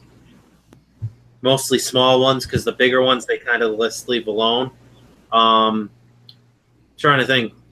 Figure eight. Will they eat a bigger dead snail like that? Seemed to have got stuck on his back and like. That's my question. That's probably a good one. What's that? Will they eat a dead snail that got stuck on its back because its shell is too heavy? Probably as long as the what they'll do is when it's out, the pea puffers will, if you've ever watched them, they'll nip at them because they got really small mouths. Mm-hmm. So they'll nail and they'll actually pull the snail out of the shell if they can. Thanks for the answer. Huh? I used to. For that answer. I was almost going to start breeding them at one point, but just never got around to doing it. But yeah, with mine, you definitely need a good protein diet for sure. And I just fed them a lot of snails and just kept them in groups. This guy's dead because if you see my finger, he's not doing anything when I do that. He's dead. You sure that's dead? I've seen mine flipped over like that, and then I leave it alone, and then I'll see it crawling around the other part of it. Because it's been like 4 or 5 days and nothing. Hey, You won't even like lick my finger or any of that. no, you're going to know if it's dead right away, Nick. Smell it. If it has any sense of smell, you're going to know that it's dead. Yeah, he's dead. But don't let it fool you. I've had mystery snails that have laid on their back for 48 hours and they end up losing. So just smell it. Yeah, I was gonna say because the mystery snail, the big one in here, I'm not sure where it is at this point. I haven't seen it for a while. I've seen it lay over on its back for like a week or two. No problem. Oh yeah. No problem. Also, I like to just I'm visual. So let me show you. There's one that's been laying in here, and I can tell right now it's not dead. That net, I'll know. I'll do that test. If he moves in the net, I'll know. All I gotta do is smell it. This guy right here spent about 48 hours, and I know it's not dead, but you would definitely think that. Yeah. It's not. Is his tongue thing hard? I have to ask. Like rock solid hard? Are you asking me a question? Sorry, I didn't catch that. Tongue, is his tongue rock solid hard?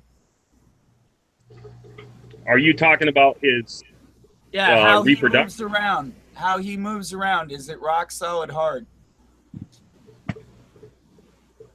Well, it's in its shell right now. I don't know. Okay, hold up. I mean, the easiest way to know is just smell it. If it smells like a dead fish smell, then you're going to know that it's dead. don't really know how else to explain it. Can't tell. I just leave it, put it face down. It probably, from my experience, if there's a fish nipping at it, it'll stay in its shell. And then when the lights go out, that's when it'll start moving around, because I always seen mine up on the glass. I put my other striped snail into the beta's bowl. Yeah. Because I don't have anything in there to clean up algae, and I figured, what better way to clean up algae? You don't even need anything to, like, it doesn't need a filtration system. Snails basically don't need a filtration system. They just don't need, they don't like a lot of salt in the water. Too much salt in the water will kill them. Like, cichlid salt, so to say. Yeah, especially with mystery snails, I've noticed versus other snails that have become deceased is if you can hold that thing up to your nose, it's not like wanting you to make you vomit, then you're going to know chances are it's probably fine. Yeah, DPK says rotten egg smell if it's dead. I would say that's putting it... Yeah, because I removed another dead one earlier. I don't really have too many die-offs. I think I've only had maybe 2 or 3. Now, you know what's kind of funny? I did dump a ton of salt accidentally into my puffer tank. I wasn't measuring. I was just eyeing it. You know what I mean? Won't hurt 'em. And I had a lot of small snails in there, but no joke, the amount of little snail shells that were empty, the puffers are getting fat, man. Oh yeah, I had a really, really fat guy, or 2 of them, that I think killed each other. That's my best bet. If they didn't kill each other, then it probably got too hot in this room and nuked them. You know what I'm saying? Because the South Americans and the Africans, they can handle that hot temperature because they're from like really, really, really hot places. So with those little pea puffers, it gets too hot in a room, they're gonna die. That's just my little warning. Maybe that isn't what killed them. Maybe it was the other way around. They attacked each other. I don't know. But well, if they get very, very hungry, yeah, or they get very harassed hungry all the time. each other. From what I read, if a pea puffer's getting harassed all the time, it's more likely and susceptible to die, because puffers don't like being messed with, you know. Mm-hmm. But don't take it. Go ahead, Nick. Sorry, I didn't mean to cut you off. Well, no. I kind of cut you off. Some guys were telling me earlier, more than 2 pea puffers to a 10-gallon is too much. I'm like, what? They're tiny guys, like super tiny. I'm like, maybe one like what do you call it? Circle 8 or figure 8 puffer. Yeah, figure 8 or spotted puffer. Maybe one of those guys by themselves in a 10-gallon. But I don't see you having a hard time with like 5 little pea puffers in a 10-gallon. That doesn't seem like it would be, if there's enough food per se, though. Yeah. But maybe I'm wrong. Maybe my 14 or 15 years of fish experience is wrong. I've never kept, this is the first year I've kept pea puffers, so there you go. I don't know. I've only been keeping pea puffers, I don't know. I want to say it's about probably getting close to 2 months, maybe 2.5. I'd have to see when I purchased them and when they came in. I wrote it down in my green one of my books somewhere. I have 3 pea puffers in mine. My 10-gallon, and they're doing fine, and they're with female guppies. No problems at all. They move out of the guppies' way. They stay away from them.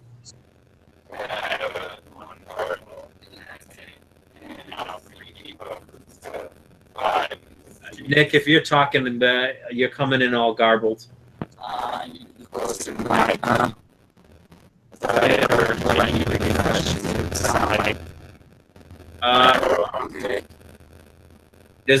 vicious echo coming from your side, Nick. I don't know if your stream unmuted. If you're watching up, there he goes. Let's see.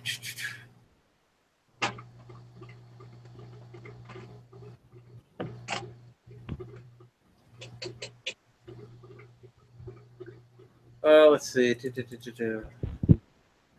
Brackon says 2 to 3 pea puffers in a 10-gallon was the recommendation I gave at my store. That makes sense. That's what I've heard too. 2 or 3 pea puffers is fine for a 10-gallon. You got to make sure they have hiding spots, break line of sight. That was my problem. I didn't make sure there was hiding spots enough of them.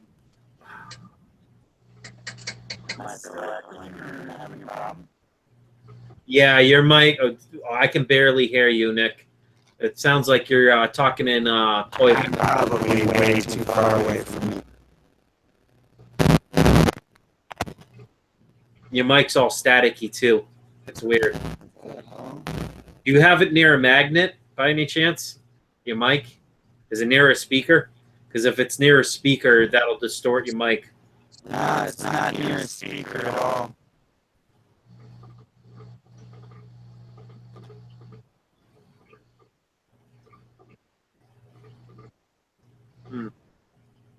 I don't know. What about now? It's still pretty echoing pretty good.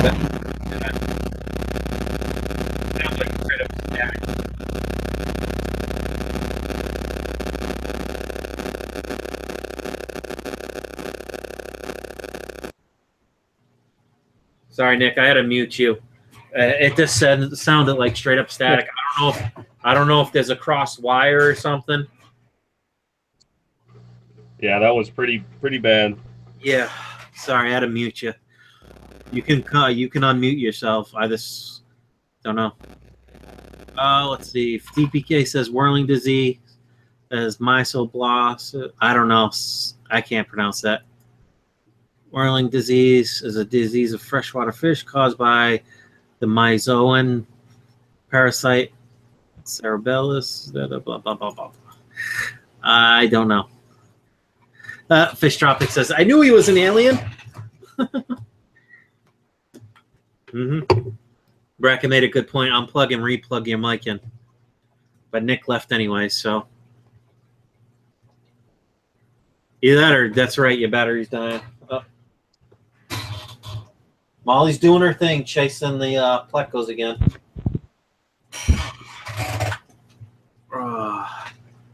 It's not Niller time, Tropic. It's Miller time, not Niller.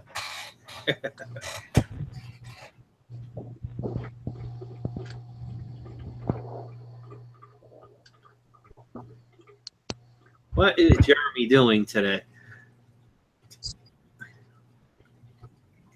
Sorry, I'm not even paying attention to chat. No, see what you're doing.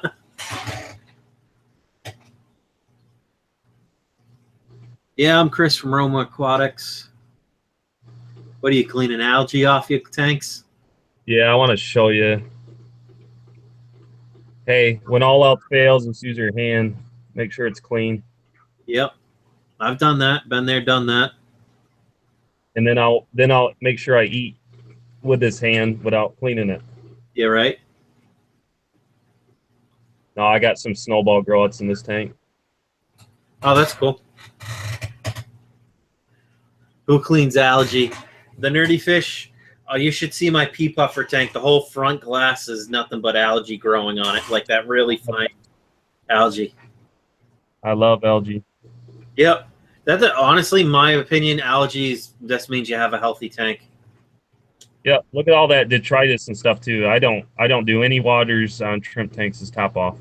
I might do one water change or two throughout the year, and you know, I've already had just a couple die-offs today, but looked like it was due to age. Now, if I start seeing like die-off after die-off after die-off, then yes, then you need to react to it. I think too many people, in my opinion, this is just my experience, especially with shrimp, is they overreact and then they end up causing more fluctuations and stuff by doing big water changes. Yeah. So, now, my question is, what's your TDS on that? Do you know? This one right here, it ranges. I want to say this one, I just checked it the other day. It's right around 220, 230. So I keep them in a range of anywhere between like 200 and 330-ish. Okay. Yeah, I try to keep mine less than 400. I like the mid threes, just because that's where Lucas kept his, and I don't want to lose any of my. If I've lost any blue velvets, I don't want to lose any more of them. You know what I mean? Yep. No, that's a good thing. Yep, definitely.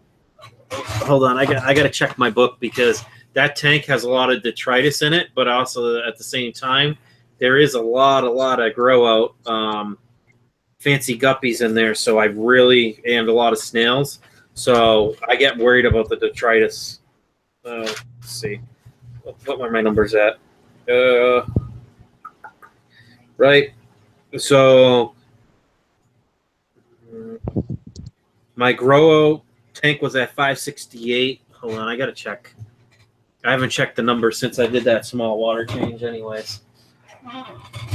See, this is where I wouldn't normally. I probably remember most of these numbers offhand, but not with my bad memory. I hear you.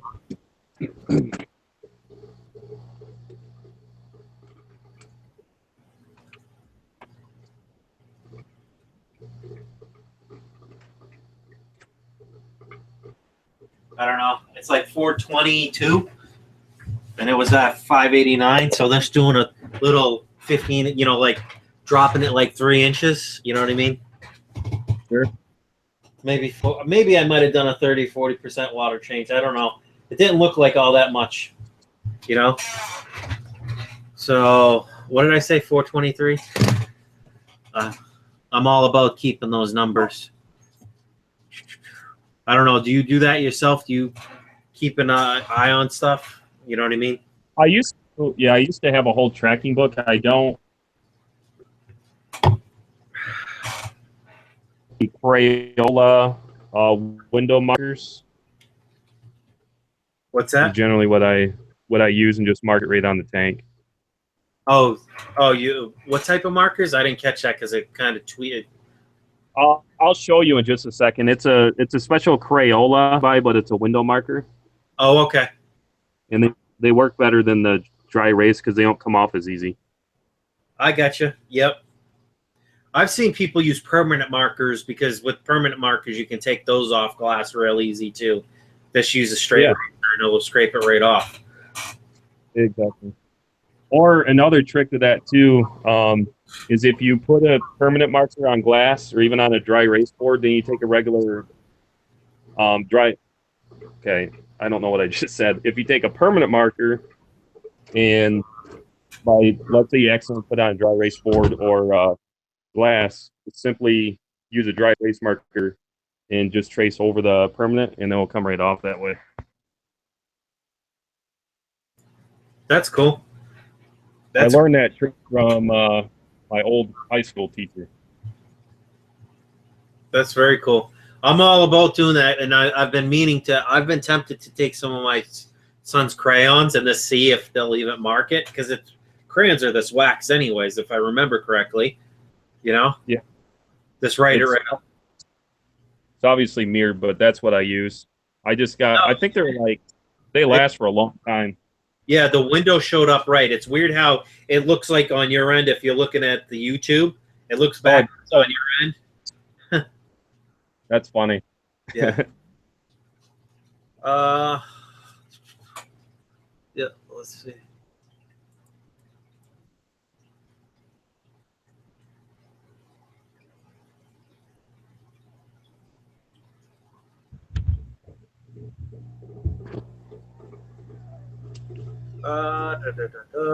Sorry, I'm just reading chat.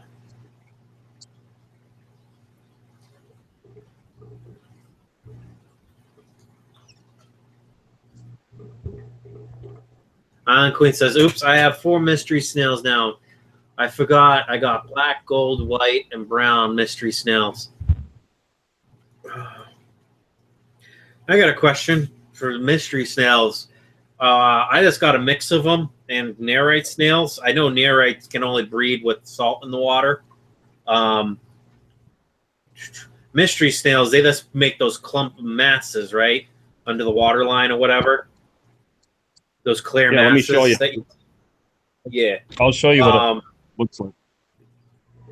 Yeah, I was going to say mystery snails can be any color when they come through, right? Or is it whatever color you originally got, that's what the color they're going to breed? No, they'll come out. I think that's kind of like hence the name mystery snail. Because I do get them to come out. Get them to come out different variations in color, anywhere between ivory, black, and like your albino yellowish. Mm-hmm. Have you ever seen mystery snails where their shell goes like this? It does that big spin. You know, it's. Yeah, I'm trying to think. I think I have one that's like that. Yeah, I see them. I wonder if that's this genetics type thing. You know what I mean? Like an hour, because most of the mystery snails, they got that really formed shell, even when they're small stages. But then you get the ones with the real loop-de-loop kind of shells. They look like a big spiral. Oh yeah. They work for. They're fine. You know what I mean? They're healthy and everything. Just, I was just curious if you ever. Yeah. Yeah, I just actually what I'm thinking of is I just pulled one earlier because it didn't make it, but yeah, it was a tiny one. It was actually right in this shrimp tank. Yeah. So, which is kind of funny because I don't even how it got there is a mystery. I don't know. Yeah. But.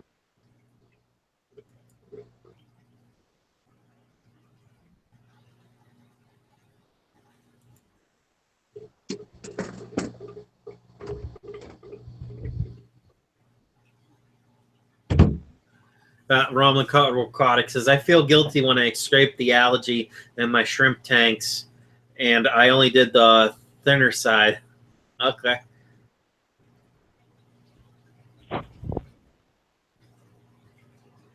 DPK says, Fish Aquarium says, I would remove the Oscar and put it in quarantine because it can infect all the other tank mates. He must be talking to someone else in chat about stuff.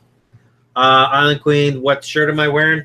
I'm wearing an Irish shirt, like an Irish Halloween type shirt. The luck of the Irish. Here, I'll stand up so you can see it.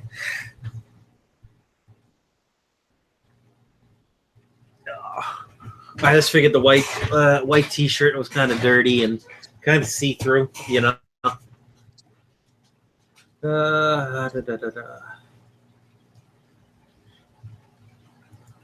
Am I Irish? Yes, I'm Irish. Can't you tell by the red beard? I thought I was 100% Irish, but I guess my grandmother was from Italy. My grandmother and my grandfather came over here on the boat. I just noticed one of my saltwater crabs is going after one of my snails. That's cool. Hey, Chaz is in the house. Welcome, buddy.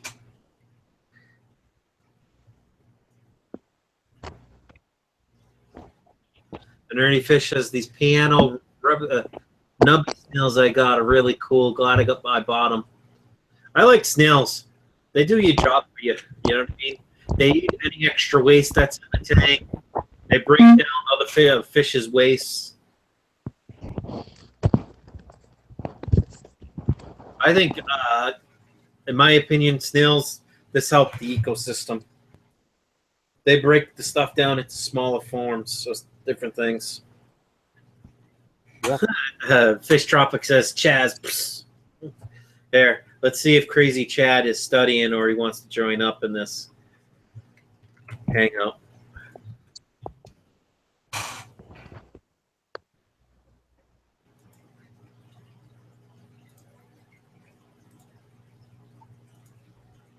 Oh, can't grab that link. Let's see what Roma's posting now. That's a nice clutch right there. Huh?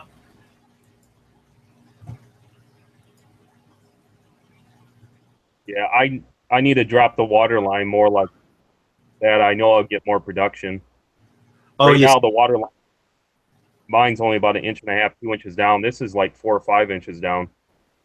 Mm-hmm. I just haven't dropped because I have an overflow, DIY overflow on that, and I have to revamp it. Oh, I you just haven't got around to it yet. For your mystery snails? Exactly. Oh, I would get probably 4 or 5 times the production if I end up dropping that water line down. You know what's kind of funny? The mystery snails go nuts in my tanks, and I usually keep the water lines not that high. You know what I mean? Not usually low. So it's only got the. I usually like keeping the water right at the bottom of the black trim, you know, from the top. Yeah. And that's only, like you said, like 1 inch. What, maybe 2 tops? That's pretty much where mine's at right now. Yep. And They're they'll go nuts. I swear they'll breed underwater too. The snails will form underwater, no problem. Yeah.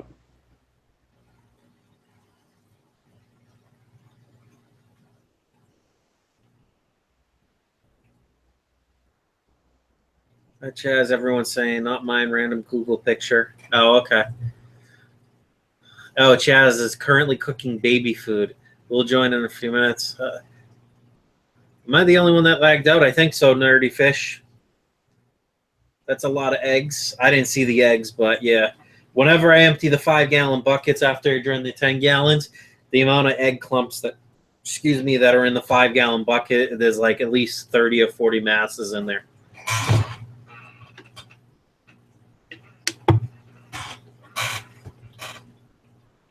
I don't know. I keep adding snails to my African cichlid tanks.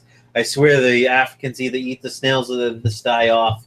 Must be too much salt from the cichlid sand that I have in there. I don't know. Either that or they're great hiders.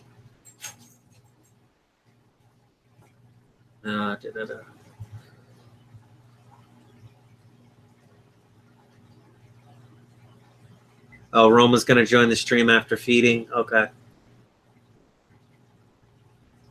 Oh, were you reading DPK's comment about the water line? Are you talking to me, Brian? Yeah, Jeremy. Yeah. Oh, no, sorry, I'm not even. Really. Okay. This question's towards you. DPK says, "Hey, have you ever tried dropping the water line when breeding rams, and then wait for a huge thunderstorm to top off the water with cooler water to trigger spawning in German blue rams?" DPK, you're gonna have to wait, man.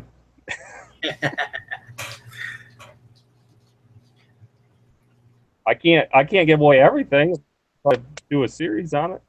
Mm-hmm. Ridiculous Fish Adventures at DPK. I found a video that type of spinning is doing. It almost sounds like they're talking about a disease. I don't know what disease it is, but some type of bacterial, it sounds like, disease. It almost sounds like if a fish is spinning like that, it almost sounds like a swim bladder issue. But don't quote me. I don't know. I don't know anything. I'm a loopy type of guy. Take everything I say with a grain of salt. I don't know. I don't know shit. Don't feel bad, Brian. I'm in the same camp, so. Oh yeah.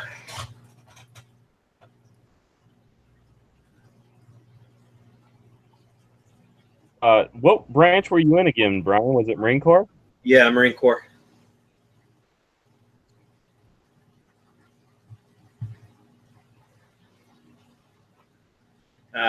Let's see. Cape Mon, Sergeant Mon, DPK as a Mon. Hey, you got oh, Jesus. Okay. Fish Tropic's doing his normal trolling. Oh boy. Laugh out loud, the Goonies. Of course, it's the late night stream now, right? I've learned to keep my mouth quiet because I get myself into trouble.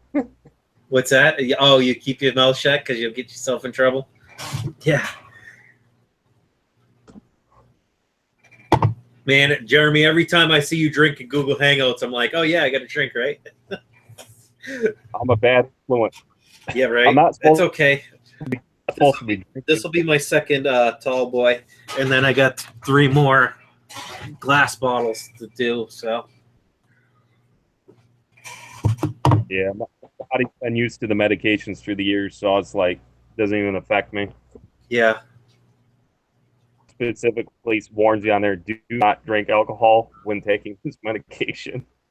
Hey, I think you were in the stream where I was saying where I was a couple times where I was home for a week due to my back or whatever, and all I was doing was drinking, and it's like I was drinking on the muscle relaxers, and it's like, man, I don't even feel loopy, and then boom, they give me a steroid. I'm like, oh boy.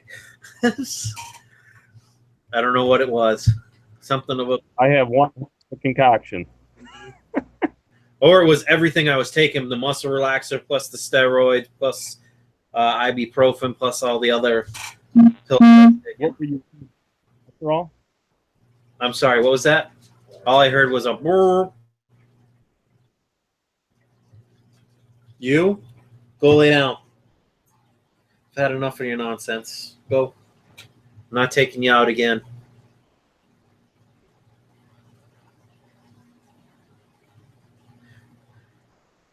DPK says, I'm not an expert either, Captain. I just learn from everyone and for research and trial and error. Oh, trial and error. Yeah, trial and error. That's it.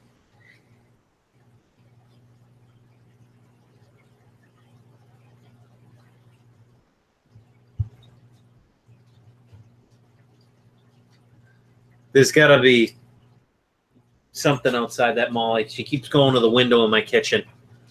The deer must be out back because my landlord always throws out like veggies outside that the kids don't eat, you know, out onto the back lawn and stuff like that.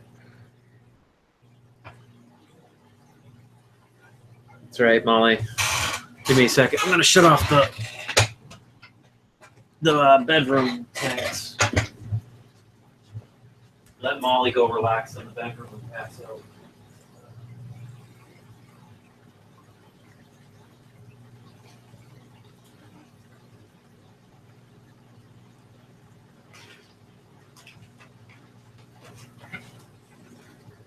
Wow, how clear that water is now.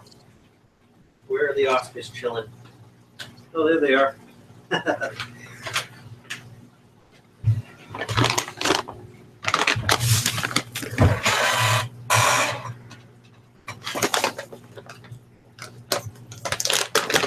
Cricket, cricket. Savage, can you kill deer on live stream? No, because it's out of season. I'm all good with that, brother.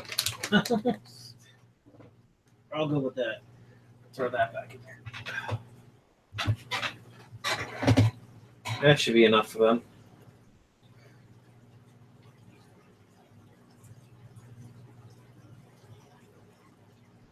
A viewer sent me some of this Northfin Krill Pro a couple weeks ago. My fish love the shit.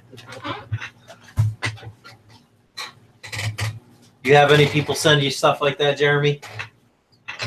What's that, Brian? I said, do you have anyone that sends you special surprise packages? Oh.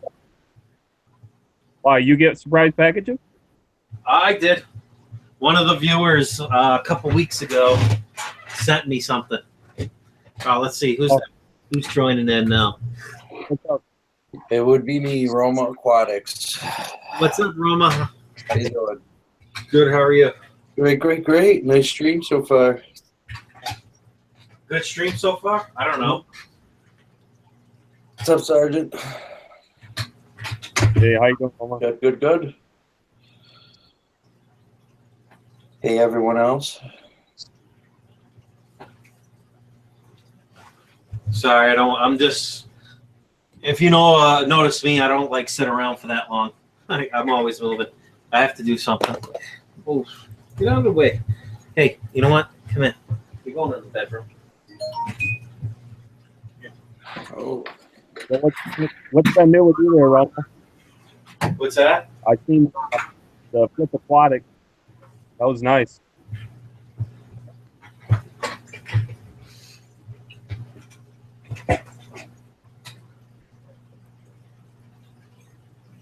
Roma in the house. Roma disappeared. Gotta love those gaming seats, man.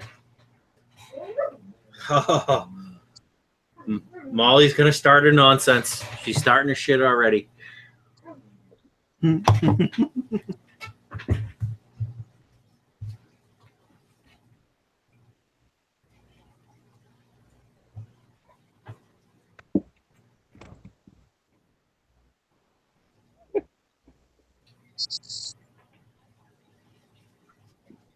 Who's in here now? Oh, still 3? Okay. Is Nick? Oh, Nick's coming in. Oh.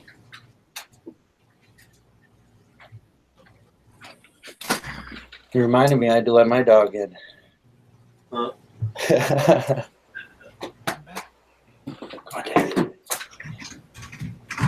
hi to everyone. All right.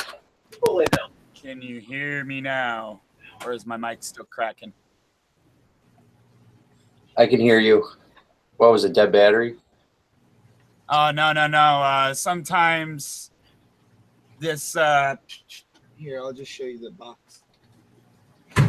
Sometimes this thing likes to crap out. Oh, I see. And yeah, it decided it wanted to poop earlier. Even for your best $100 spent, you know, sometimes things can still be cruddy. Why don't you let's use the straight up? I know it's not my business, but Nick, why don't you just use plug straight directly into your computer or whatever you're streaming from? Oh, because I cannot plug directly into the computer because it's VRL, and yeah, That stinks. For those of us who don't know what that is, what does that mean?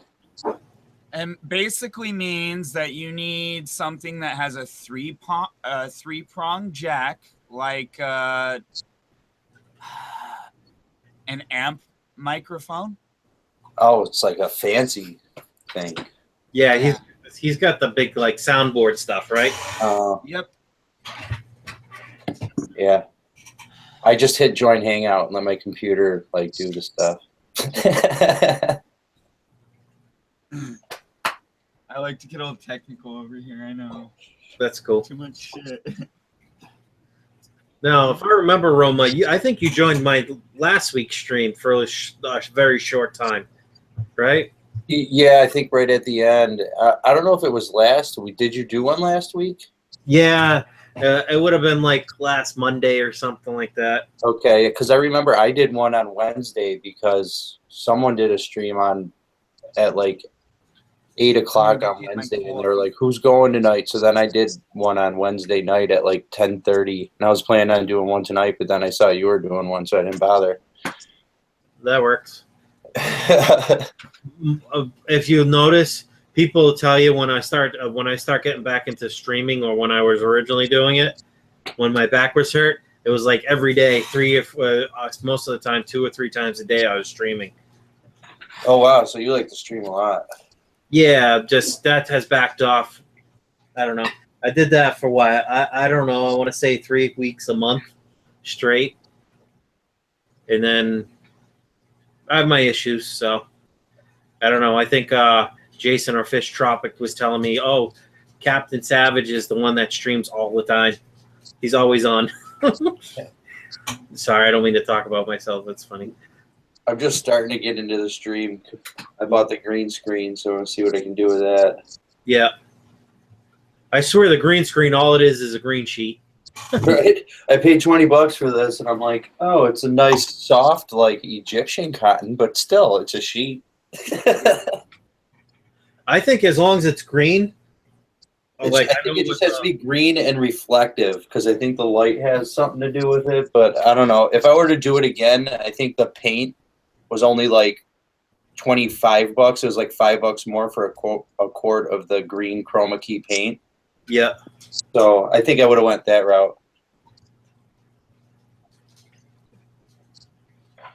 But then again, I don't know if I want to be stuck with a bright green wall. Canada shipping's, as far as I understand, is free, but I'm not sure to Canada for the pinky filters.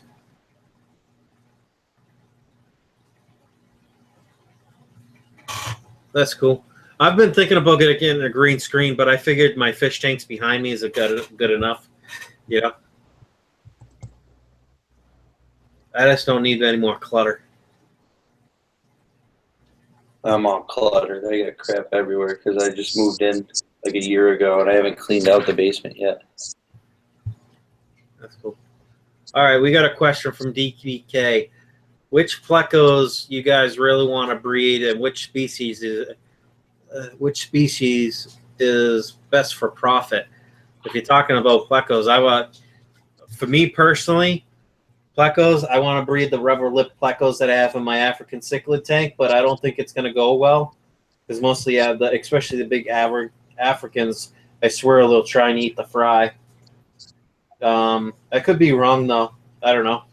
I just figure start out small with those. I've never been really into plecos too much because we don't really get any cool ones around here. But lately I've been more interested in it, but I never did any like research or anything. Like, how do you breed plecos? Like, do you have to simulate like a breeding season, or like how does that work?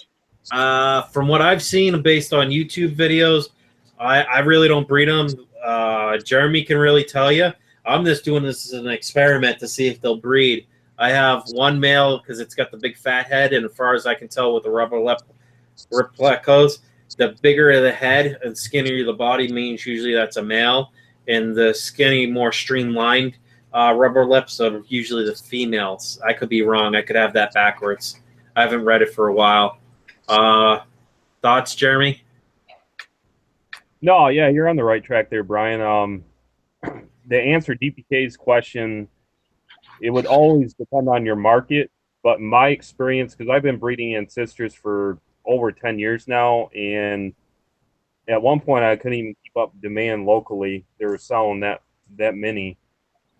Would just be your common ancestors, so like your albino and your chocolate strain. So from a profitability standpoint, for the amount of time and everything that you would put into it for return, and of course a lot of your L numbers, because there's literally, I want to say 40, 50 different strains of Ancestris and Hyperancestris.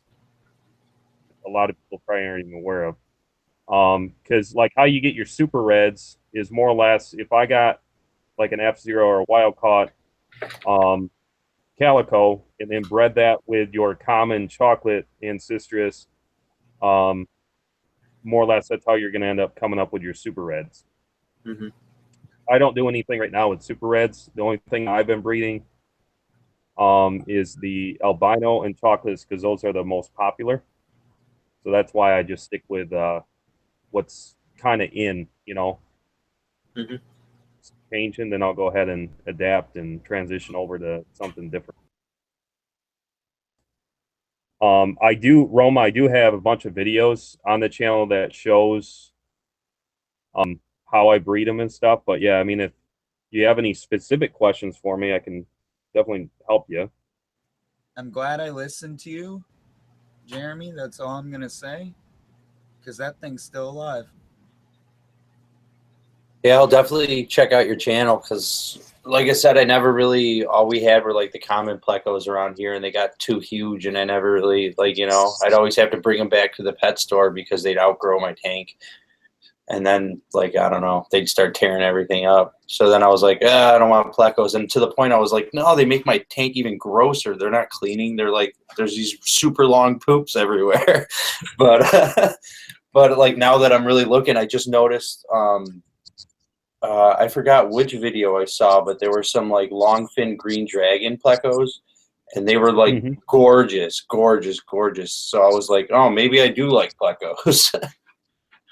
What I would recommend, Roma, or anybody in the chat that's listening, because I kind of turned Bob onto this, is the if you just Wikipedia, basically plecos. Wikipedia has everything up to date. It's like a 10 or 15 page of all of the different L numbers, all of your different strains of plecos. Anything that you'll want on there has all the information, your common names, the genus, and everything. It really is a useful tool. Just in case I decided to go at Plecos, do you have any longfin green dragons for sale? I don't know. I want to. My dream someday, and this is quite far-fetched because there's literally hundreds, but would they have one of every single Pleco that there is? But that would be On topic. This is a pit bull Pleco. Hold up. Something cool. It's funny. They're getting rare Plecos into the story. You guys are just bringing it up, so I just thought I'd show. Oh yeah, that's nice. Yeah, looks cool. Yeah. Yeah, maybe. And you could do them in like a 10-gallon tank. You don't need anything fancy. Within most of your hyperancistrus and ancistrus strains, specifically, you can easily do it in a 10-gallon. Just make sure you keep up on the water changes. One of the things that I found through the years, because a lot of people would say,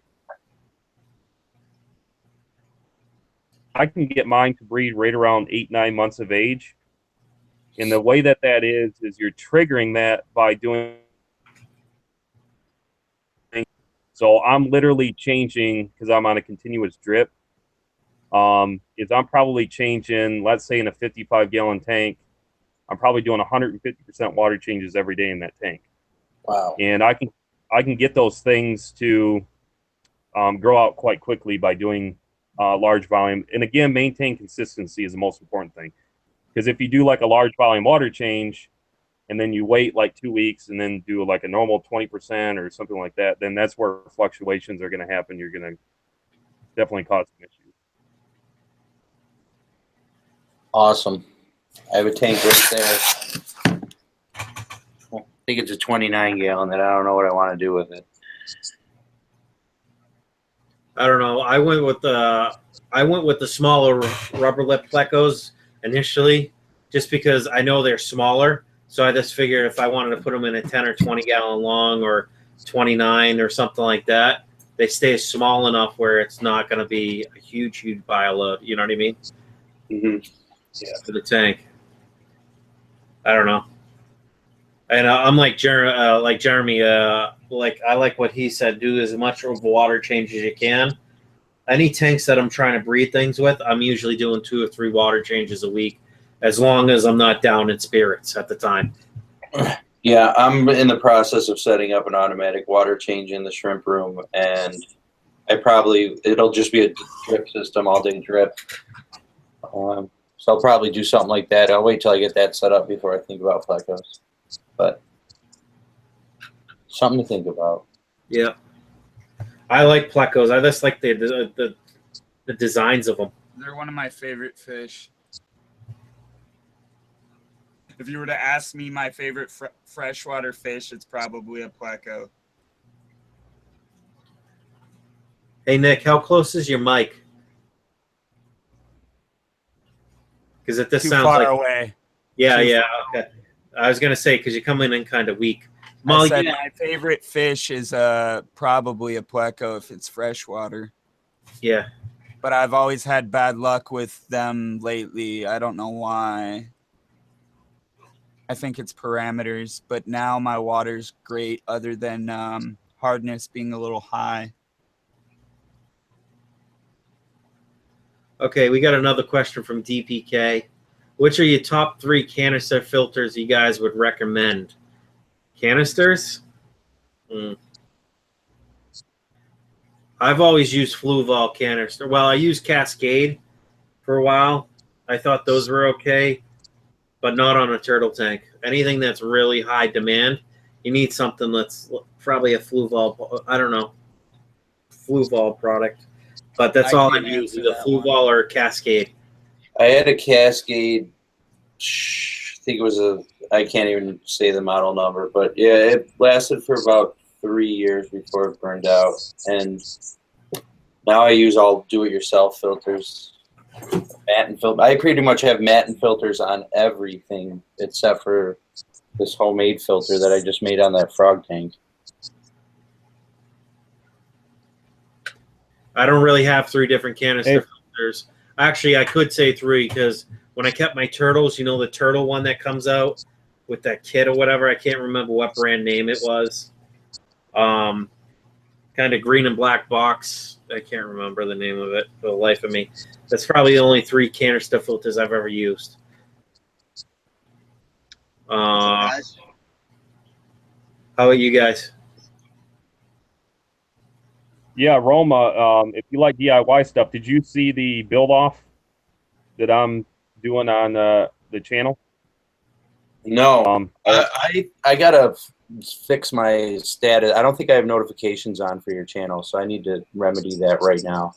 Fine, I just thrown it out there. It started, but you have plenty of time to check it out. There's all the description information is in the video that I just put out for it. So, but as far as my favorite canister, I would have to pretty much say what Roma just said. I mean, the sun.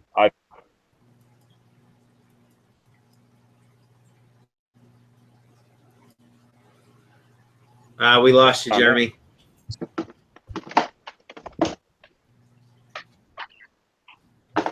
Yeah, you're coming in and out.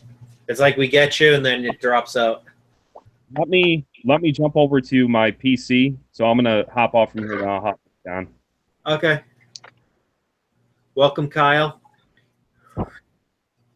How's it going, Brian? It's going, brother. It's going. Just doing the late night streaming. Okay, DPK. Sorry, I don't know. Did everyone answer about the canister filters? I don't know. If not, to speak up.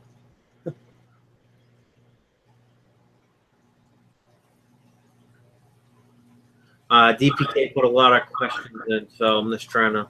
Okay. What are your guys' methods in cleaning sponge filters?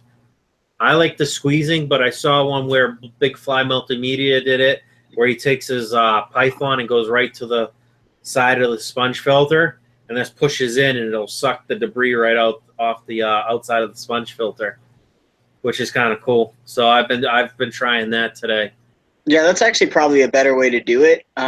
Every time you squeeze your sponge filter, you're ruining the foam.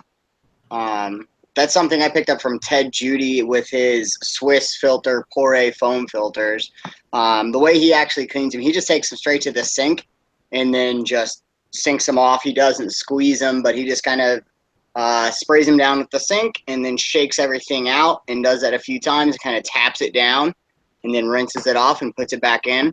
And what he says is that the bacteria is strong enough to hold on to the sponge and not die, even if you've got chlorine in your water and taking it to the sink. But then he also says squeezing it down, you're breaking your sponge down each time you squeeze it. So it's just going to last not as long. So that's actually a pretty good idea from Big Fly Multimedia then. I'll have to check that video out. I agree Yeah. with what you're saying. Yep. The way I do mine is I drain my water into a 5-gallon bucket, whatever water I'm going to do during the water change. And then I'll put the sponge in there. And I won't squeeze it because I've also heard, like, squeezing can kill the bacteria colony itself. Like I guess it builds in, and you could disturb it, and it really doesn't like being disturbed. So I take it out, put it in my 5-gallon bucket, and I'll use, it's not like a toothbrush, but it's a type of, it's bigger than a toothbrush, but it's smaller than like a hairbrush. But it's like a type of brush, and I'll just gently brush the sides of the sponge in the water that I'm going to throw away from the tank. And then I'll put it back in, and that's how I do it. That's cool. I just thought it was interesting how Big Fly Multimedia took his Python right into the side in this. You know what I mean? It makes sense because it does get a little bit of the, look like it pulled out a pretty good amount of debris, and you don't cloud up water that way. What kind of sponge was he using for that? I don't know. I want to say it was almost like a corner sponge. I couldn't tell which sponge it was. Okay. Probably just the generic sponge. Okay. Y'all ever dread water changes? Depending on how many I have to do, yeah. I'm just saying that right now because I don't feel like even changing it, but I know I need to. Yeah, I've probably got a few tanks. Well, I mean, I've actually been been pretty good with my water changes quite recently. I've been doing a lot of them on a few tanks that require more, such as like my Guppy 55, which I think you guys can see right there. Like ideally that would need 250%, like, you know, twice a week, but I'm 50% twice a week.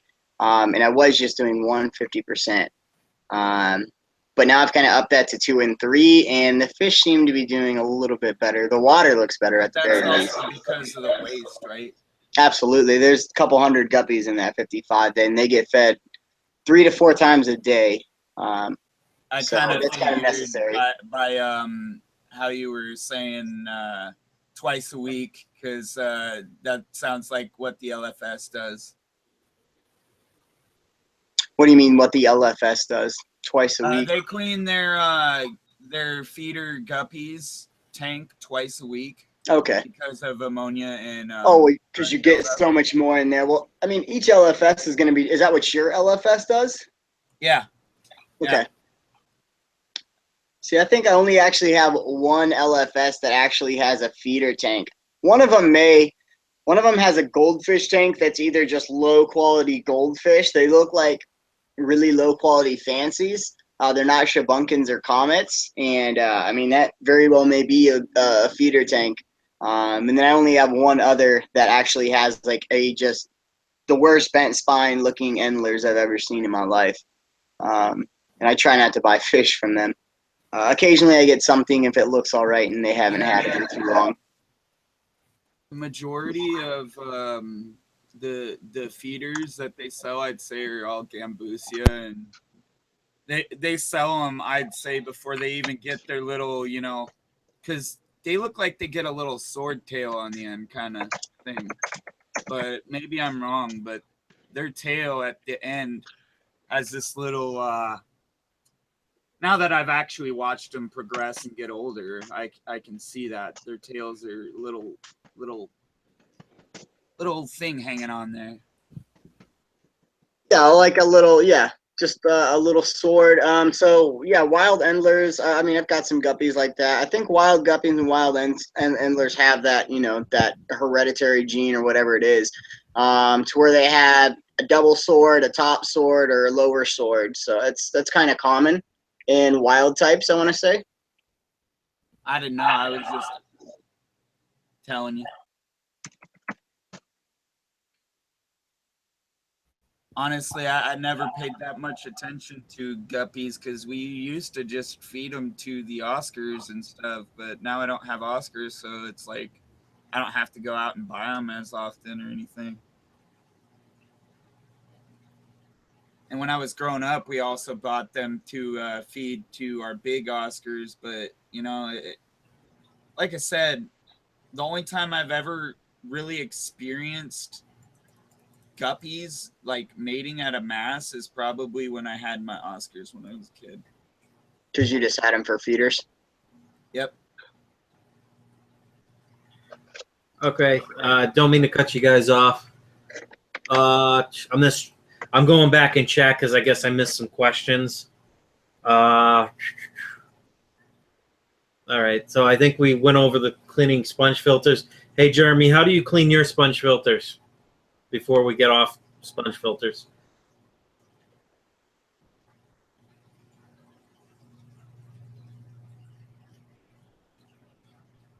I don't think Jared's there. He's on mute right now. Yeah. I think he may be trying to reconnect on his phone. Or excuse me, his PC. Oh, there he is. There he is. All right, can you hear me now? Yes. Yes. All right, perfect. I would say I've done it both ways. As Big Fly Multimedia, because I know Ted Judy school thing there, just bring it to the sink and sponge to break down. Typically, I would,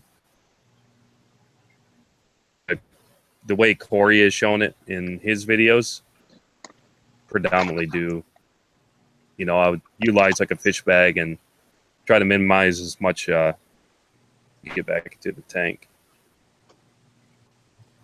I mean, that's the way I do it. I absolutely don't take mine to a sink, and I use the cheap like eBay ones. I buy those basically in bulk. Whenever I find those things for under $5, I'll buy like 8 if I'm at a place where I need that many. But that's the last time I bought. I want to say I bought like 12 or 16, and I found them on Amazon. Buy 4 for I want to say like it was $15. So I bought about 12 of them. Or maybe about 16 of them. But yeah, mine are just like the cheap, super fine Hikari foam. So I think you have to squeeze those. I really don't know if you could put like, do a light tap and it'll come out, or even take a hose to it. I think I tried it after I saw one of Rachel O'Leary's videos where she suggested it. But she's using the high quality Swiss filter, Perret filter foams. And so is Ted Judy. So I think it takes a coarse foam just to even really be able to do that successfully. Cool. All right. The next question from Ridiculous Fish Adventures. Sorry if I'm not getting to you guys in the chat for the other questions. I'm kind of far back right now. About 20 minutes or so, 25 minutes back. Ridiculous Fish Adventures asks, does anyone have planting and caring for dwarf or hairgrass for baby tear, or what do you I don't know what they're asking. How to care for dwarf, hairgrass, or baby tears? I don't know. I haven't tried to grow dwarf hairgrass or baby tears. They're stuff that grows in like I want to say like a foam pad kind of look, almost not exactly a foam pad, but like you get what I mean, like a moss.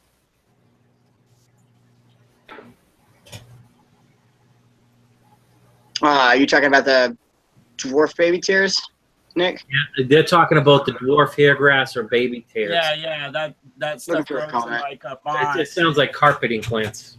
How to care for it? I mean, my first, where I'm going to go to is, a good planted tank substrate, minimum being eco-complete. I think fluorite in your aqua soils just get it, are better. But minimum being like an eco-complete, and then highlight CO2. You may be able to do it without CO2. I think for both of those, you can probably do it without CO2. Just make sure you have enough light. And then without CO2, you're going to probably want to run 8 hours of light at the maximum, perhaps less. You're just going to have to, dial in your nutrients and light schedule with how much algae you get. If you start to get algae, I would dial the light back. If they're not growing, I would add a stronger light versus adding a longer duration. That would be kind of my first attempt at doing a carpeting such as those without CO2. And CO2 is not going to change your light, or it's not going to change your lighting needs. I'd say it's more going to change maybe you get stronger light and more nutrients is what I would suggest if you go with CO2. Cool. So what's the topic today? You're talking about carpeting plants? Talking about a little bit of everything, I think. There's really no specific topic right now. It's just kind of. I've got like some questions I'd like to make you guys, kind of random but kind of fun. So what's the first thing you do when you go to your fish room? Like, what do you do? Start feeding fish or checking tanks.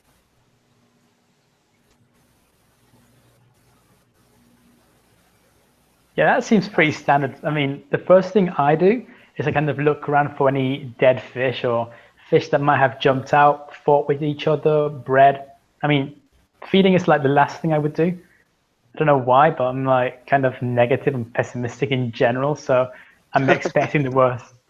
It's like in the last 2 days, I found 2 cracked tanks and a leaky tank. So, I mean, me being negative, it's kind of like, I don't know. I just expect the worst.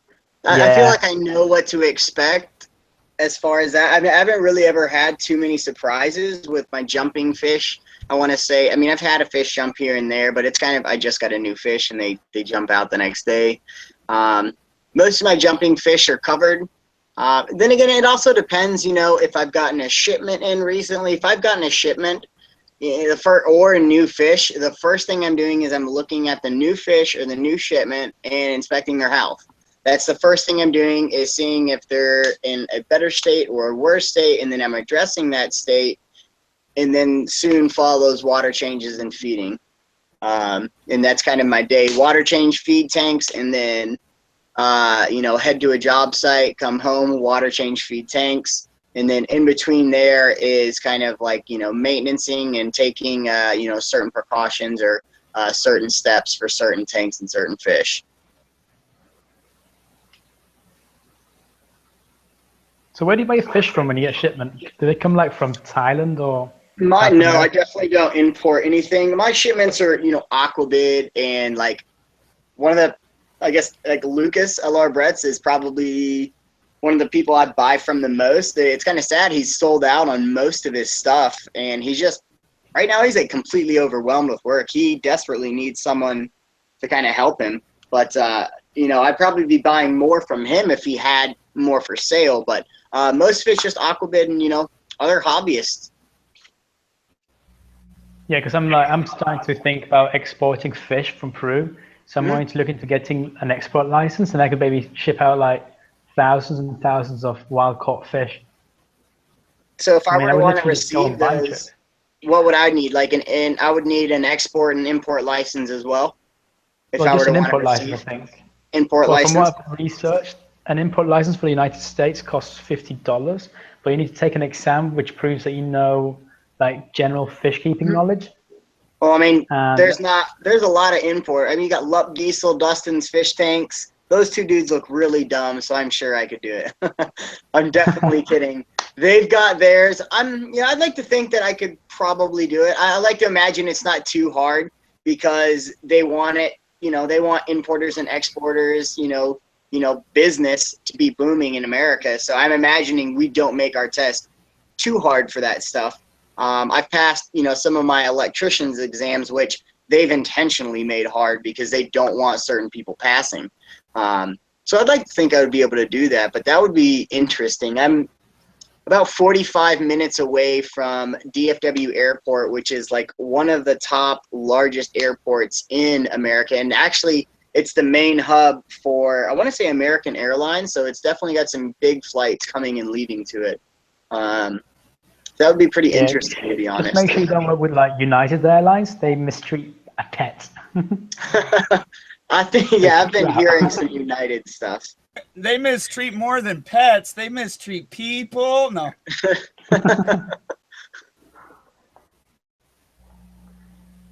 I chimed in at the right time, huh? Chaz, I have a question for you. How do you get your OBS working in the Google Hangout? Well, that's kind of my secret. No, basically what I do is I go on OBS, and then, you know, if you like right click on the screen, you can do projected screen. And then after the projected screen, I screen share using Google Hangouts. It's like such a simple solution, and it took me like 2 or 3 days to think of it.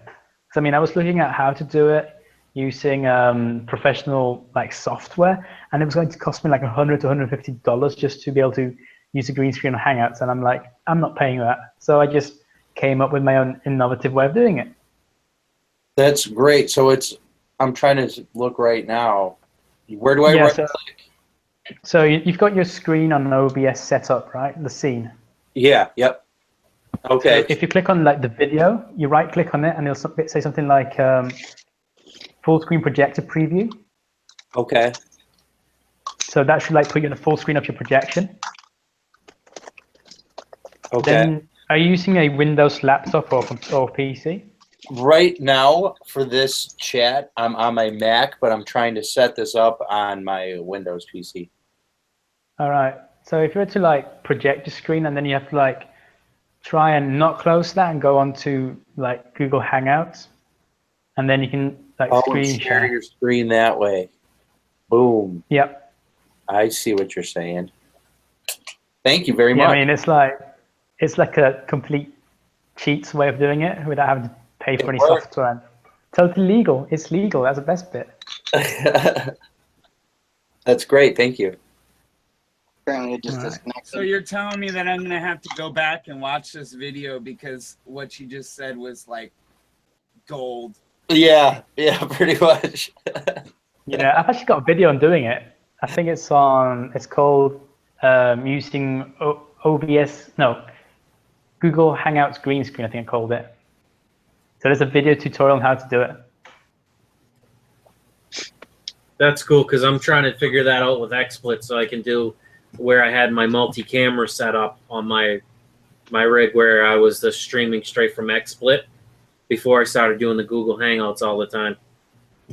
Yeah, I mean, like I could, for instance, use the live stream chat and just like integrate it onto this broadcast using like OBS and still project that. So that's also like one of the benefits of using this system. You get all the features of OBS or XSplit.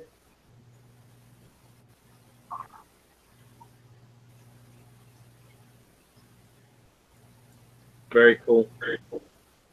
All right, we got a question from DPK. Hold on. Which are the best heater brands you guys recommend? I like Fluval. I've always liked Fluval heaters. Definitely Fluval. But then again, I can't say that for each tank because I don't have Fluval in each and every tank. I can't remember what the one in the center tank is, but it's one that's really good and really renowned by the fish community. I just can't remember right now. I'll have to check back with you on that one. Honestly, to me, just to reiterate,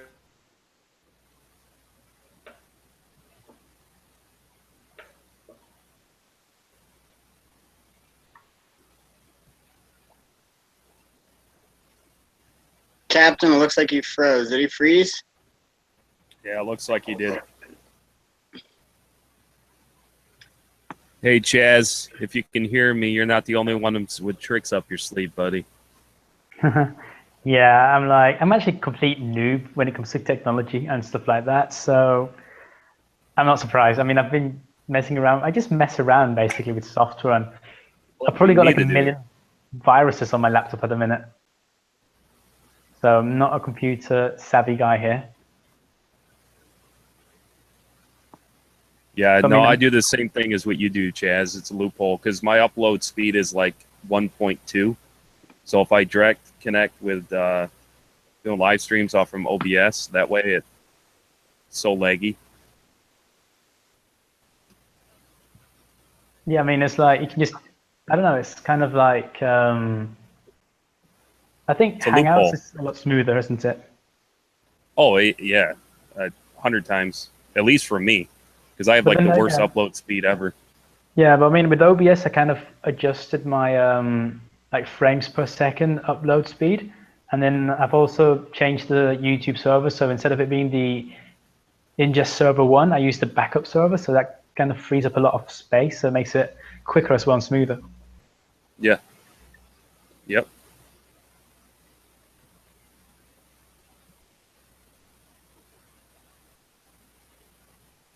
Nisi said that she's on lurk mode.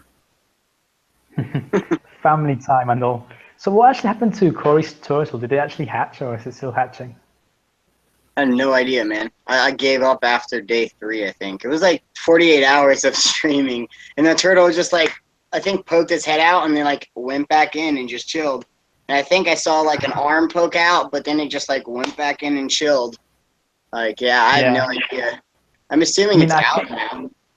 I don't know. I mean, I was like parked outside of my university about 4 in the morning watching that live stream, and I'm like, is this for real? I mean, that seems like yesterday. I don't know, but I mean, it's like it doesn't. I can't believe like hundreds and hundreds of people have been watching like an egg. Yeah, I mean, yeah, he definitely got some views and some serious watch time on his channel because he has anywhere between 200 and 300 people consistently watching for about 48 hours. Yeah, I'm So- sorry. I couldn't watch an egg hatch for fucking that long. Pardon my mouth on that one, but no, I ain't gonna sit there that long. I chimed in from time to time, to kind of, check on the status of it at least, hoping I would see something. And, it was kind of fun, get to sit there and hang out with just Fish Fam too. So, yeah, Nisi was there forever. I think Nisi and Dwayne were like the two main mods, and they were just there forever. They were there like the whole time. I mean, actually, like, Hashtag I got more concur, Nick. subs from them. Yeah, definitely And, hashtag. I on mean, that. I'm dedicated, but I'm not that dedicated. No. I gave up after about 25 seconds. No, I watched that while I was at work a couple times. You know what I mean? And it's like, yeah, I go in there for about 10, 15 minutes, and it's like, yeah, no. It's like watching paint dry or the grass grow. I don't like people watching me change water, but that's what I'm doing right now. So don't give me a hard time. For having Hey, that. don't worry. I did a whole live. I did 2 live streams on water changes. So Yeah, I saw that earlier. I've noticed with my water, ever since this barnacle started breaking up in this cichlid tank, that I've seen nothing but coral, like in the bottom of my, or not coral, but you know what I mean, like shell piecings from this barnacle, that it looks like I have coral in my tank. Just what, like crushed coral then? Yeah. Looks like crushed coral. Did you ever get your situation with your RO that you bought having ammonia figured out? Yes. What was that? So chloramines. It was chloramines? Yeah, I'm pretty sure the chloramines in I mean, was their RO not working? I think what happened. Because you bought RO, that's supposed to be pure, like I pure think H2O. what happens is their filters aren't catching some of that stuff, because we were having. Oh, their filters have to be long gone. Yeah. And they're on the end of their water for this month, so I don't know. Personally, I think that it might have just been a slip of their filter. Perhaps. I mean, it's odd that it gets through, but you would see. I mean, I would recommend you get a TDS meter as well and see what your TDS is on that RO, because that's going to tell you a lot. I mean, if they're even giving you RO, that's going to, basically crack the case right there. Basically what the RO is, and the uniqueness of the RO filter, is that it gives you pure H2O, and one of the best ways to test that is the TDS meter. Literally, I've looked at it because I tried to figure out if we would be able to remove my chloramines, because no filter can remove chloramines except an RO. And the way the RO works, it's a membrane, and literally no water actually passes through the membrane. It's just hydrogen ions. So it's able to just basically bounce the ions across, and that creates pure H2O on the other side of the membrane. So it's a really unique, I don't completely understand it, but that's like an oversimplification, is it bounces the ions across and basically creates pure H2O on the other side. And I can't do any more of a water change right now because you see where the level is at. Yeah, because just like Kyle said, I've been asked that question. How do you get rid of chloramines? It's like it doesn't vent. It's a waiting game. Yeah, well, no, chloramines won't vent off. Yeah, no, they don't gas off. They don't boil out. They don't boil out of water either. Chloramines are very unique, and the reason they don't boil out and they don't vent off is the same reason they're being used in our system, in your system specifically. When chlorine doesn't work, it's because it dissipates over such long, periods of time where it's just traveling. That's why they use the chloramines, because the chloramines won't dissipate. They use a lot less, but they're a lot more toxic. And what chloramines are, basically chlorine and ammonia mixed together and bound in some odd formula that doesn't boil off. So it's you can use less. I don't think as toxic for us to take it in and ingest it at its lower levels as taking in like higher chlorine levels. Still very toxic to us, and even more toxic to our fish than chlorine, surprisingly. But yeah, it's just it kind of sucks. It sucks that I'm on it, and it sucks that anyone's on it. But I mean, I guess it keeps your water from, you know, having all types of bacteria and algae in it that you probably don't want in the first place. That would probably cause a lot. The algae and the bacteria that would come into your water would probably cause a lot more problems. Yep. Began to explain my disdain for California and their methods of ruining our water. Well, I mean, it's not just they're ruining it. You guys don't have it. You're over. I mean, I don't know if it's an overpopulation thing with California or what. You guys just don't have the water. Right now, you're asking, like, you guys have asked Texas to ship out our water. You're asking, like, so many states. California's just trying to figure out where can we pipe water from to our state. And, you know, I'm not sure. It's probably going to come from the Great Lakes, to be honest. With the last rain, we didn't really need any. They said we were right out of the drought, and we're supposed to be getting another big session of rain. But until I actually see it, falling from the sky, I'm not going to believe it. Well, but here's the thing. Even if you get a bunch of rain, then you put yourself in the situation of, oh, we rely on, you know, so many inches of rain every, you know, so often. And, you know, in history, there's always going to be periods of drought. I mean, there are always going to be periods of floods. So if you're relying on the rain to solve the problems, eventually it's going to create a problem instead of just solving the problem. That right there, relying on nature to serve you is going to create a bigger problem in the long run. So, I mean, California needs to, I don't know, do something to stabilize the situation. Right now, you guys are looking at using your wastewater and just drinking, you know, the water that you literally flush down the toilet. I mean, that's one of California's, you know, that's what a lot of places do that. There's a few places in Texas where it's utilized, but it's utilized to like sprinkler. It's utilized by like the cities and certain, you know, commercial businesses will like buy certain amounts of it to like water their basically the lawns around a commercial building. And it does smell. I've smelled that. It doesn't smell good. It smells high in sulfur. Africa does it in certain parts, and I only know this because my cousin helped work on some sort of filtration unit like 2 or 3 years ago, and it was designed around the horrible well water, you know, because their wells was producing like so many different types of minerals that weren't good for human consumption. I don't know the specifics on it. I wish I knew more. Oh yeah, no, there are all types of heavy metals that you need heavy metals in certain small amounts. In larger amounts, yes, they become toxic, like lead and copper.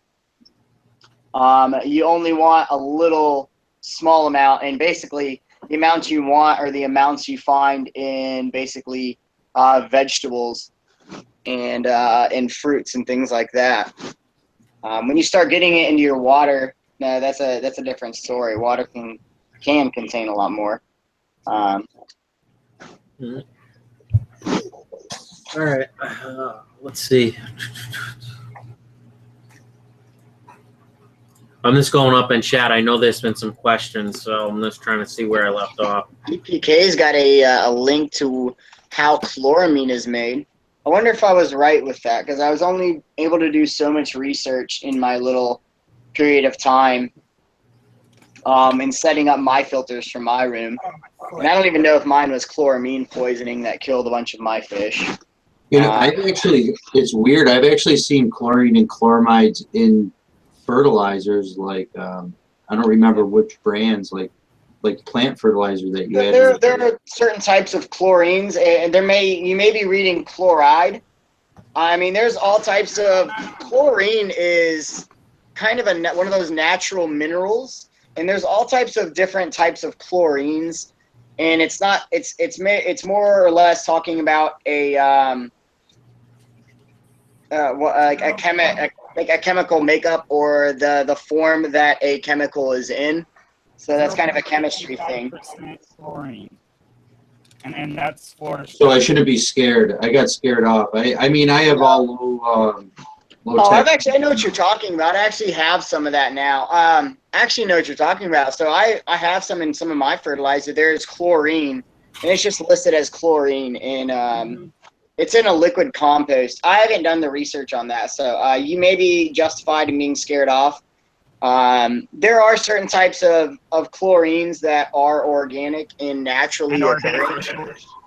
True, but in very ridiculously small amounts. I mean, if it's listed in the ingredients in any amount, I would do the research on it, because generally you don't always see it listed. I mean, every company, you know, pays to have their own research done, so they're paying to list those ingredients for you. That's out of their pocket to list those ingredients. Yeah, they can list whatever they want. Like Blue Buffalo. Kind of, yeah. They're bound by rules and regulations, but at the end of the day, they're the one that pays for it, so they can pay whoever they want, and each company is going to test their own way and in their own amounts. So it is kind of, take it with a grain of salt, and it's kind of up in the air, but it is, you know, it is controlled by our government. All right, guys, can I just jump in here for a minute? I can see like Chris has his OBS set up and running, and I'm just wondering why you're not using the green screen effect. I don't have the lights yet. The lighting isn't good enough yet, so I gotta do something about that. Or you could, if you like open OBS and like select the chroma key function and all that, you can actually assign a different color, like the color of your green screen as it is now, and that would also work. Yep, that's how XSplit does it. It's like, I don't know if OBS is it. In XSplit, you just use the dropper key and select the color you want right off the screen, and you're done. Yeah, it's the same in OBS.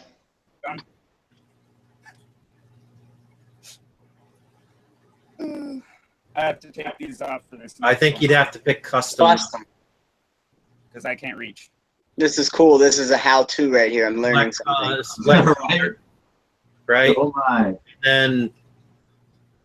Oh, see, it doesn't have like an eyedropper. Yeah, you have to go and pick screen color. Pick screen color. There you go, right there. Okay. Whoa. See, yeah, like that. There's like one 13-watt light bulb in this room. Like I need more light for sure. Yeah, then if you adjust the similarity and smoothness, that can sometimes like correct itself. I think it's adjusting, perhaps, maybe. I mean, it's somewhat got you. It's got to be kind of, yeah. I just might pick a lighter part of the screen. Maybe select the color again. I don't know. Yeah, maybe he's right. Maybe pick too dark of a section. Pick screen color. Pick closer to your chair or something like that. No. Worse. Yeah, I just need a little bit more light, I think. Yep. Let's try a lighter area. Maybe that'll work. Get one of your tank lights. I guarantee that will do the trick. I was gonna hang one right from the ceiling here. That's what Solid Gold does for her videos. She's got like a T5. She points at herself like a 65K T5. I'm gonna see if this 36-inch light will fit in this shelf here. Oh, we're having a learning experience. Gonna fall on my head. This is learned by numbers. Yeah, I don't know about that. It seems like you got the brightness you need. Just not the. I don't have the cord distance to hang it from the ceiling. Well, this face it towards you if you can. So you like have like a general light bulb in your room there, like. This is for my aquarium, but the only light in my room is just like that because it's my basement that I'm rebuilding. So it's just like a really crappy light right now. But maybe Are you if building a fish room? Huh? Are you building a fish room? Yeah, I could show you my shrimp room. I could show it. I'll take it before we do this. I'll take everyone on a tour of my stuff. Absolutely. You've got a shrimp room even. That's nice. Well, I mean, I saw the crystals, so. Yeah, Right, that's guys, I'm gonna jump off. right. Let me get rid of this Now. stuff first. All right, see you guys. Thanks for having me. Later, man. Take it easy, Later. Charles. Have a good Thank night. you. Sorry, I'm not. Unfortunately, guys, I'm losing steam as we go too. Yeah, I need to get out of here too. So,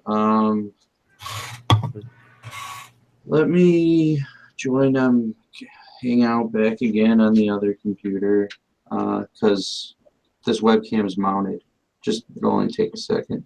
I just gotta find the Hangout link again in the chat here.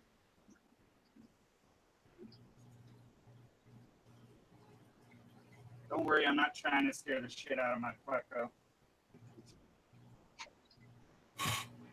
Chaz says, I forgot to mention Fishkeeper Map has a live stream schedule.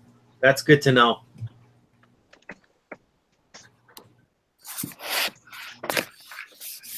All right, am I good to go? All right. So this is my guppy tank. I just got these off Aquabid. They are. Is there an echo? Yes. Yes. Hold on. I have to get this one. I'm busy. Fishkeeper map is cool. I'm just looking at this right the first time. Oh, All right. Hopefully that's better. Yep. Okay. So this is a guppy tank. I just got these from Aquabid. They're platinum mosaic dumble ear guppies. The females are kind of ugly, but the males are beautiful. What was that? I'm looking at the Fishkeeper map. This is really cool because I can see other people like basically right by me. That's awesome. I know I need to get on that. It's really cool. Lucas, I can see Lucas. David. Is I that can't see me. I need to get on. I need to get on here, obviously. Is that for sellers or just for everyone? It looks like everybody most people I know from YouTube, and then there's some other people I do not know. So let's see. Ray's Aquaria, I know her from like Facebook and what's that other thing that I'm on? Instagram. Dustin's Fish Tanks, Dwayne Kitchell, Lup Diesel, Native Fish Keepers, LRB Aquatics, Brian Cochran. Let's see, go over to That's Captain Savage. Yep. And then over on the east side, the west side, we've got Rob Hicks. That looks like Aquanut. I think that's Aquanut behind Rob Hicks. Aquarium Co-op, Bookshelf Aquatics, Pacific Coast Cichlid, Reef and Live Bear Aquatics. I'm just reading the main ones with pictures, but there's a lot of different ones in here. I like this. This is really cool. There's Fish Tropic up in, it looks like Quebec, Canada. Yeah. Oh, that's Aquanut over by Fish Tropic in Canada. This is just like pretty awesome. I'm really happy to. And then Chaz's Fish Channel over in Peru. That's pretty cool. He's the only one down in South America. Chaz, he's got all of South America to himself. He's going to be killing it over there. Fish Monopoly. The Rick. Oh my God, I can see the Rick in freaking Hawaii. That's awesome.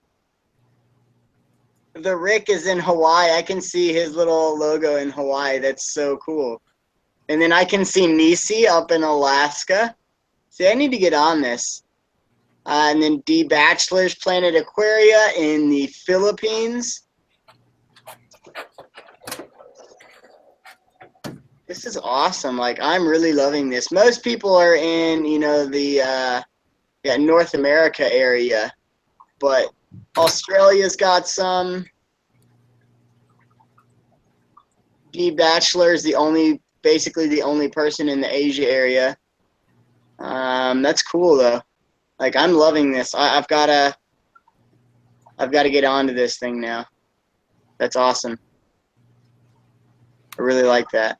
Yeah. Okay. check Oh, it the out fish room. for a while. Nice. Yeah, these are all shrimp. This one I just set up for Yellow King Kong that haven't come yet. I just bought this whole rack. I bought 16 of these tanks, 10-gallon tanks that are pre-drilled from Loop Diesel. Awesome. When I was there this weekend. What are the dimensions on that rack, and does that fit those 10s perfectly? It should fit 4 across. The only problem is since they're drilled in the back here. Uh-huh. And if I want to put them sideways, which I do, they take up like an extra 4 inches, so I can only fit 3 across. So what I think I'm going to do is these ones that aren't drilled, I'm going to move over to the shelf and then move these drilled ones over to the wood rack. Because I could easily probably fit 6 and 6 on this wood rack, even with the extra. Well, there should be a plumbing part that would allow you, if you have a bulkhead on that, there should be a plumbing part that allows you to just screw into that bulkhead with like a cap on the inside or the outside. The inside I'm sure would work better. But so you have a bulkhead, cut that extension off, and then if you can screw in something on the inside, that might work for you, but it just kind of depends. But yeah, check out your PVC fittings. You may be able to do that. But that's like my 12 tank, 10-gallon rack that I have in my fish room. It's 4 foot by 2 foot, so I can get 12 10-gallons on it. And I'll have like a little bit, I'll have like 6 inches on like basically left on the side, and then like 4 inches or so in the back. It's kind of nice. You can put wires in the back of it, and then basically have a place to put fish food, I guess, on the side. Yeah, as you can see, I'm kind of limited on how much room I can put. This rack is literally wall to wall. I actually had to move. I actually had to move this wall out 2 inches, as you can see. So you could fit it? I had to move them out to fit the rack. Okay, nice. Perfect.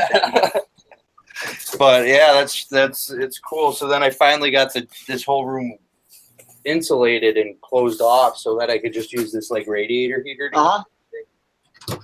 So that's super nice. But anyway, these are the Black Rose Neos from Loop Diesel.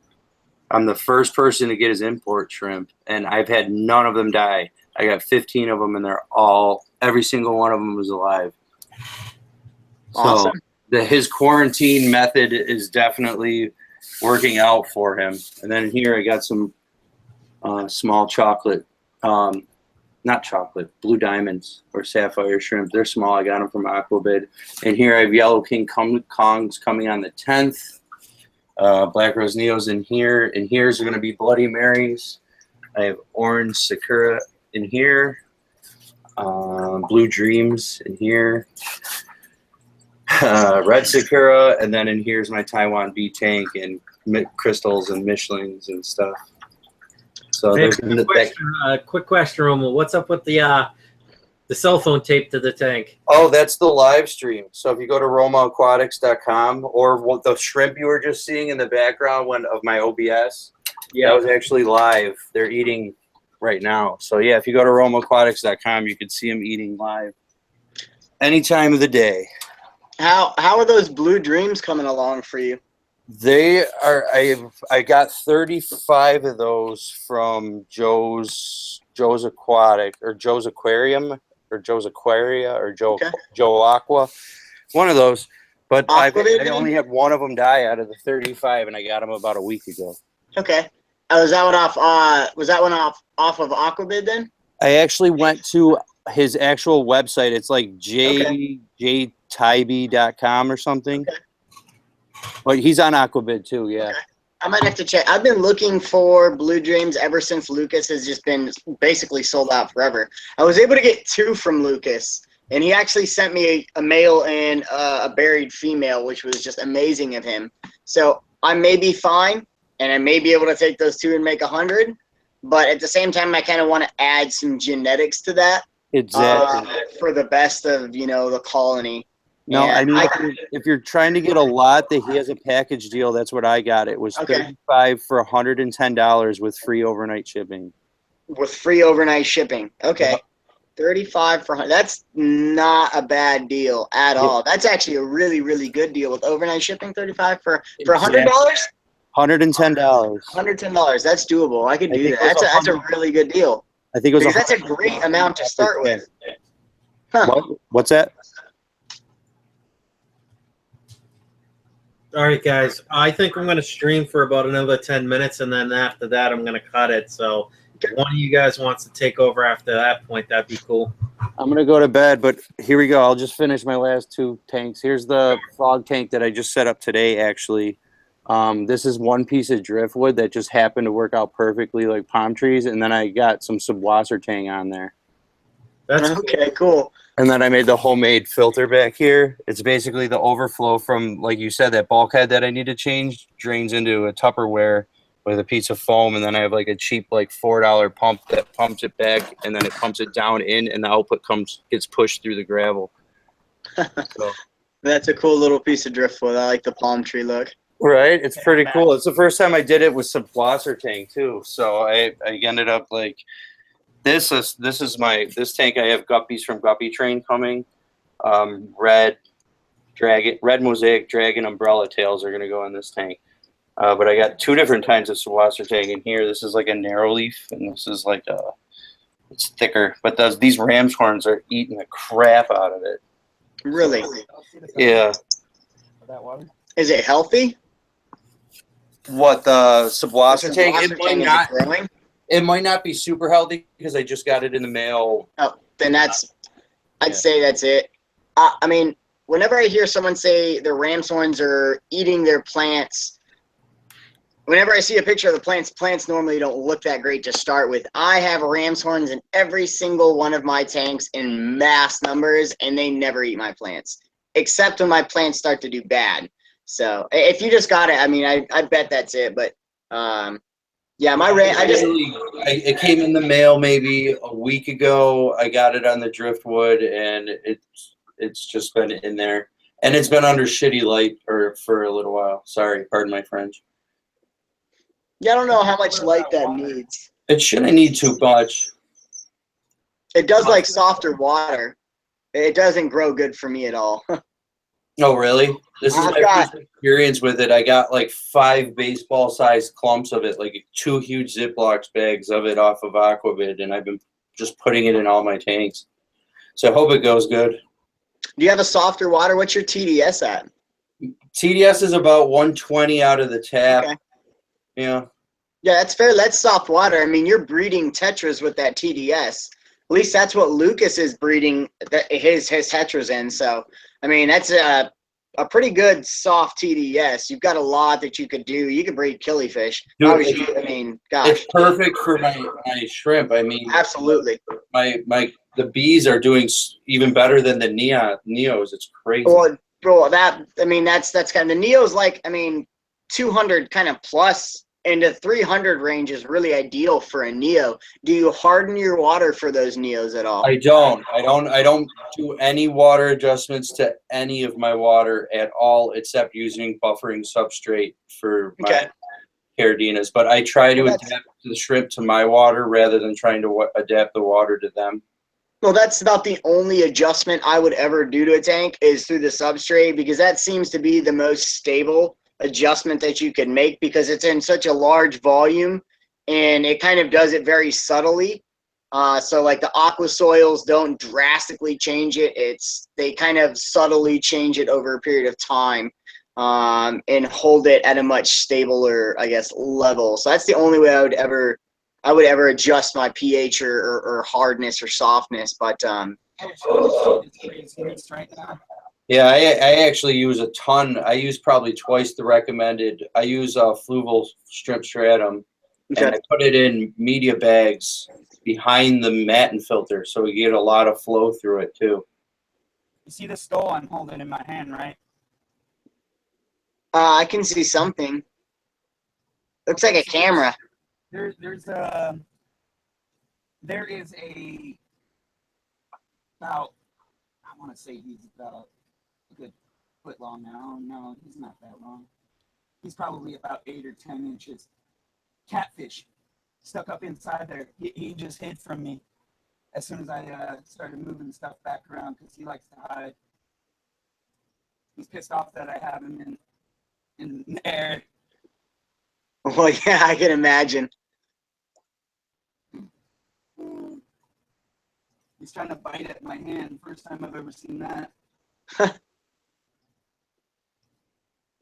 Must have really pissed him off.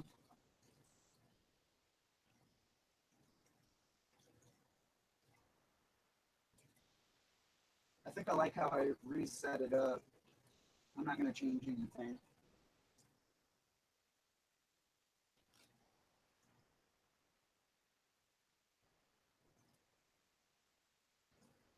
Because it's more like caves now instead of all mounded like it was.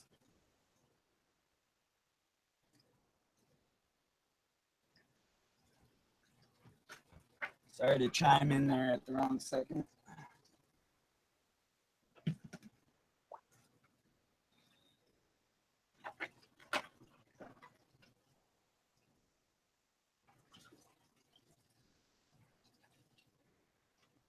And that wasn't enough.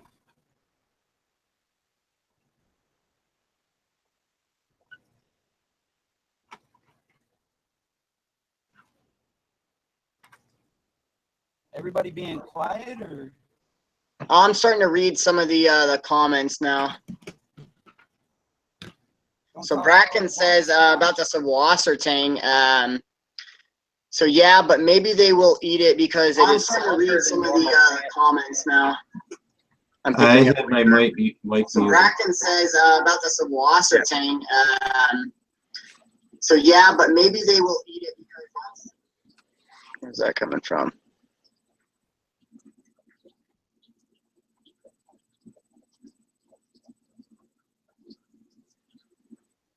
All right. I can still pick myself up.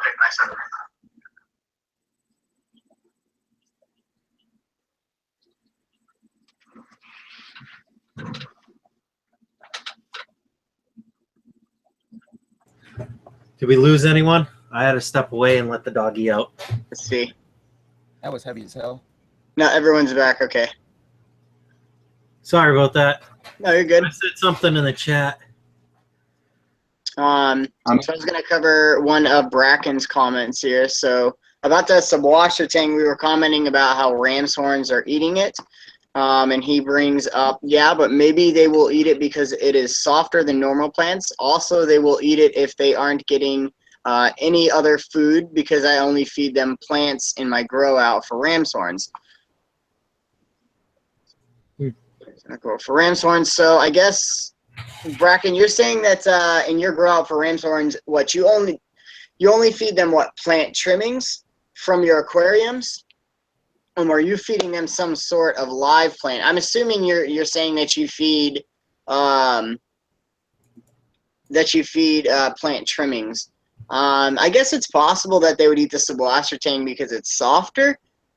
I've never had my ram's horns eat. I don't want to say any plant unless it's doing bad. I've had them eat valves, and normally I see the valve do bad before they start to eat it. Roma, what does your Saltwater tang look like? Does it look like it's alive and doing good, or would you say it's like on the end of not doing so good and dying?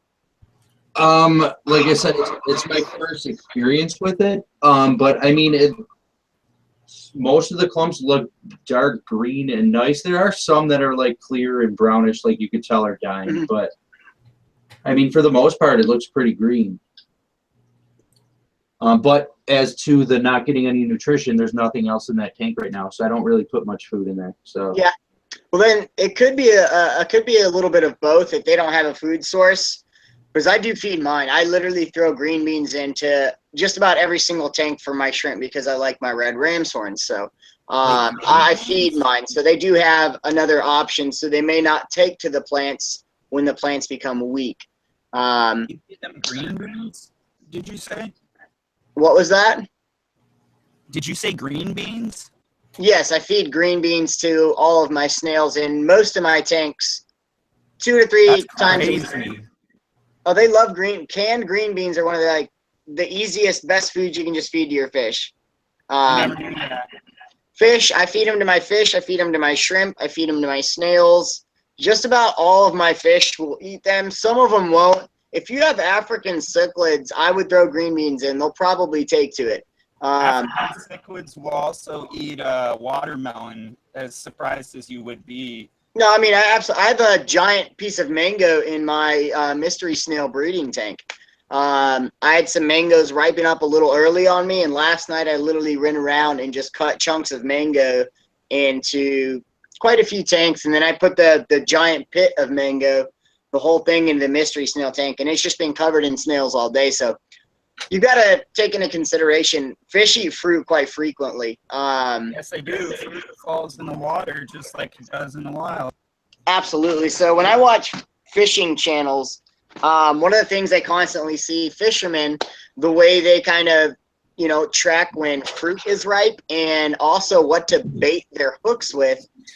When they catch a fish, they gut it and they open its stomach. And quite frequently, they'll find in catfish and carp, if they're going after catfish or carp, they'll frequently find the right fruit, whether it's mulberries over here in America or where you generally are. But we have a lot of mulberry trees here, and they drop a lot of fruit heavily. So that's kind of one of the things you can naturally bait with, a fruit or something similar to the mulberry if mulberries are in season and they're already eating the mulberries.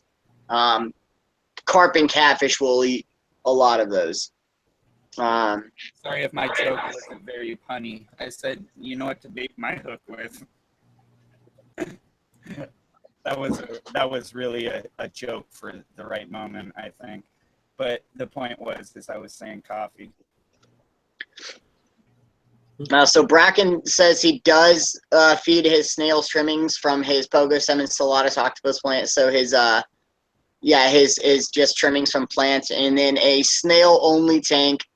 Any decaying matter like dead fish and plants, so even leaves from outside and bark and moss. I actually put leaves in all of my snail and shrimp tanks just because they're going to eat not only the leaves, but the bacteria on the leaves. So I utilize leaves in a lot of my tanks. That's I use leaves where I don't want to overfeed, and I also don't want to underfeed. So because the leaf won't really rot or foul your tank, it always offers some small amount of nutrition for snails or shrimp to have and constantly graze on. That way they don't starve. If I decide to not feed them or I start underfeeding them, they'll start taking to the leaves. Or if you have, unhealthy plants, they're going to take to your plants if they're being underfed. Yep. What I was going to I put the Indian almond leaves in most of my shrimp tanks. Yep. Right? And those things, if I can tell when those things start getting nailed is when I'm not feeding a lot. You know what I mean? Mm-hmm. Because they'll decompose right in the tank after a couple months. You know what I mean? Yeah. It's usually 2 months, but I've seen them disappear in a week or two before too, and that's when I'm eating heavily. I was gonna say 2 months. You're crazy. Mine are gone in a week. Yeah. But No, I got tons of shrimp and tons of snail. Honestly, I don't know how long they last, but it seems like they just deteriorate. It's like all the fish go after them. They peck at it. Mine go fairly quick. See, what I've actually started to use, I went and harvested what I thought were cottonwood leaves, and they turned out to be American sycamore leaves because I'm just bad at identifying trees, or I was. But it turns out the American sycamore leaves are ridiculously slow at decaying. So I went and I picked them up, and the reason I could pick them up in February and have this amazing leaf is because they decay so slowly.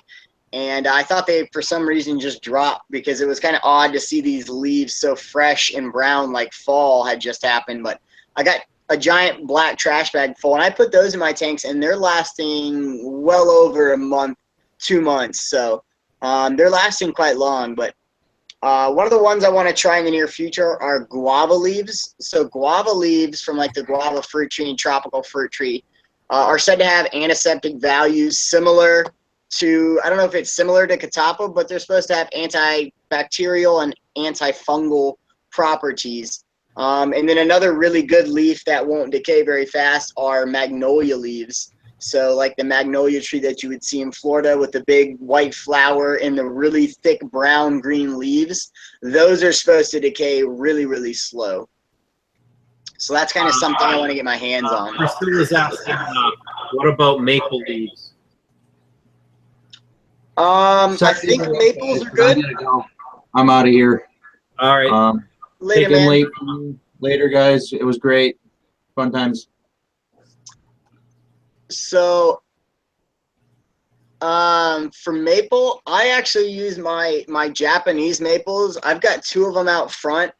I actually planted a new one last fall, so I don't take the leaves off of them when they're new, because generally all in like 100% of store-bought plants are sprayed with pesticides, so I wait for the leaves to drop before I consider using them.